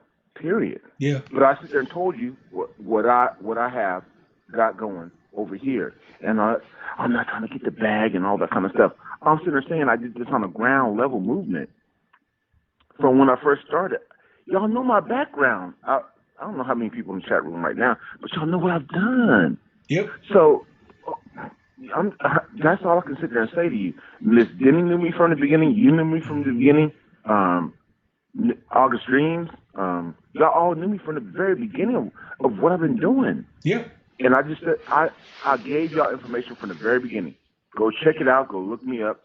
And from the first time I think I met you, I said ADOS, East Texas, with my cows in the den and all that kind of stuff. I had cows in the trough eating grain or whatever. Yep. I've been out here for a long time. I'm 50. Just now catching up with me, Somebody has to start proving profits. I said a while ago. So if you sit there and tell me I can get 50 cents a week, to what? To your group, her group, whatever, it's not going to be enough for all of us in the country? Yeah. What are you saying? I hear you, That's fam. weak. I hear you. I saw you. I saw your outrage, your anger, and I just want you to understand that at some point, fam, things are going to shift. They have to. And the reason why is because the current narrative, the current dialogue is very disempowering. I don't care how anybody tries to spin it, constantly telling us that due to our wealth position, there is literally like zero we can do except hope that we got enough pull with the Democrats for them to finally wake up and do something for us. Like, I can't, man. No, because if a dime is that much to India or Malaysia or wherever they send a dime to, it gotta mean something. Yeah, facts. Hey, Black man, I appreciate you, fam. And you know, I see your work. Right, keep it up and keep telling us about it. That's the key thing, man. Keep telling us about it. You feel me? Because I don't want. But see, that's why I can't keep telling y'all. Because you know what I'm scared of doing? Is messing up over here for me. That's on y'all. Facts. Nope, you got to protect your thing. I understand, fam. I understand. I seen you. You on One Black Show. You're a sellout. No. Trust me. You ain't got to say no more. I get it, fam. I get it. Yeah. But hey, hats off to you, brother. As always, you know I appreciate you, man. I hope y'all do too. You too, bro. Peace. Fam, I am going to go ahead and start wrapping it up. But I will say this. There are those of us who understand the true power that lies in a DOS or any other designation that designates us as a distinct and particular lineage, heritage, so on and so forth. Fam, I want you to truly embrace the name. I don't care what religion you follow. I'm an atheist and I can embrace this name. Right? I don't care what lifestyle you live or who you married to or any of that shit. None of that matters. Embrace this name. Invoke. Bring into you your ancestors, my ancestors, so that when you speak, it's not with the force of your voice. It is the force of 16 generations of the enslaved in this country. Co-sign everything that any other tribes person is doing. Even if you don't agree, you don't understand it. If it's not directly causing us harm or hurt, find a way to back it. Build these bridges. Right? And let's do something with that. I don't want to hear any more about what we can't do. Our ancestors showed us that we're here because our ancestors believed that everything was possible. How many of y'all believe that? How many of y'all believe that we're here today talking all this shit because we come from ancestors that believed anything was possible? Hit a 1 in the chat if you believe that. I do. My flesh is all the evidence I need of the baddest motherfuckers that ever walked the face of the earth. All the evidence I need. My very existence proves that there is nothing we can't accomplish. Because there's nothing more impossible than bringing a life into a country that's trying to work overtime to extinguish not just that baby's life, but yours too.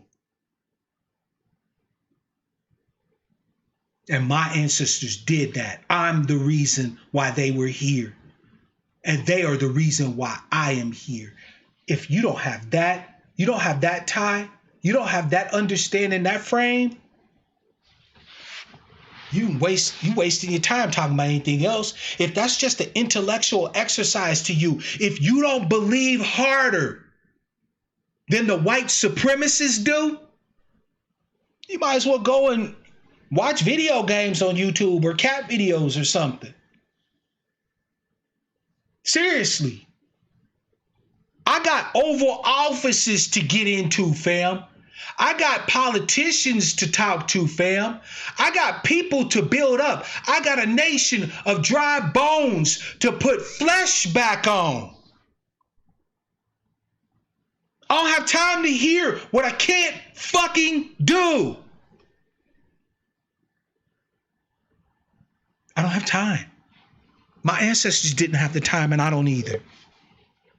So with that, fam, thank you all of you who stuck here. How many of y'all are still watching? Oh my God, 35. I'm loving it, right? I want to thank all of you who are still here. I appreciate you. I respect you. I love you.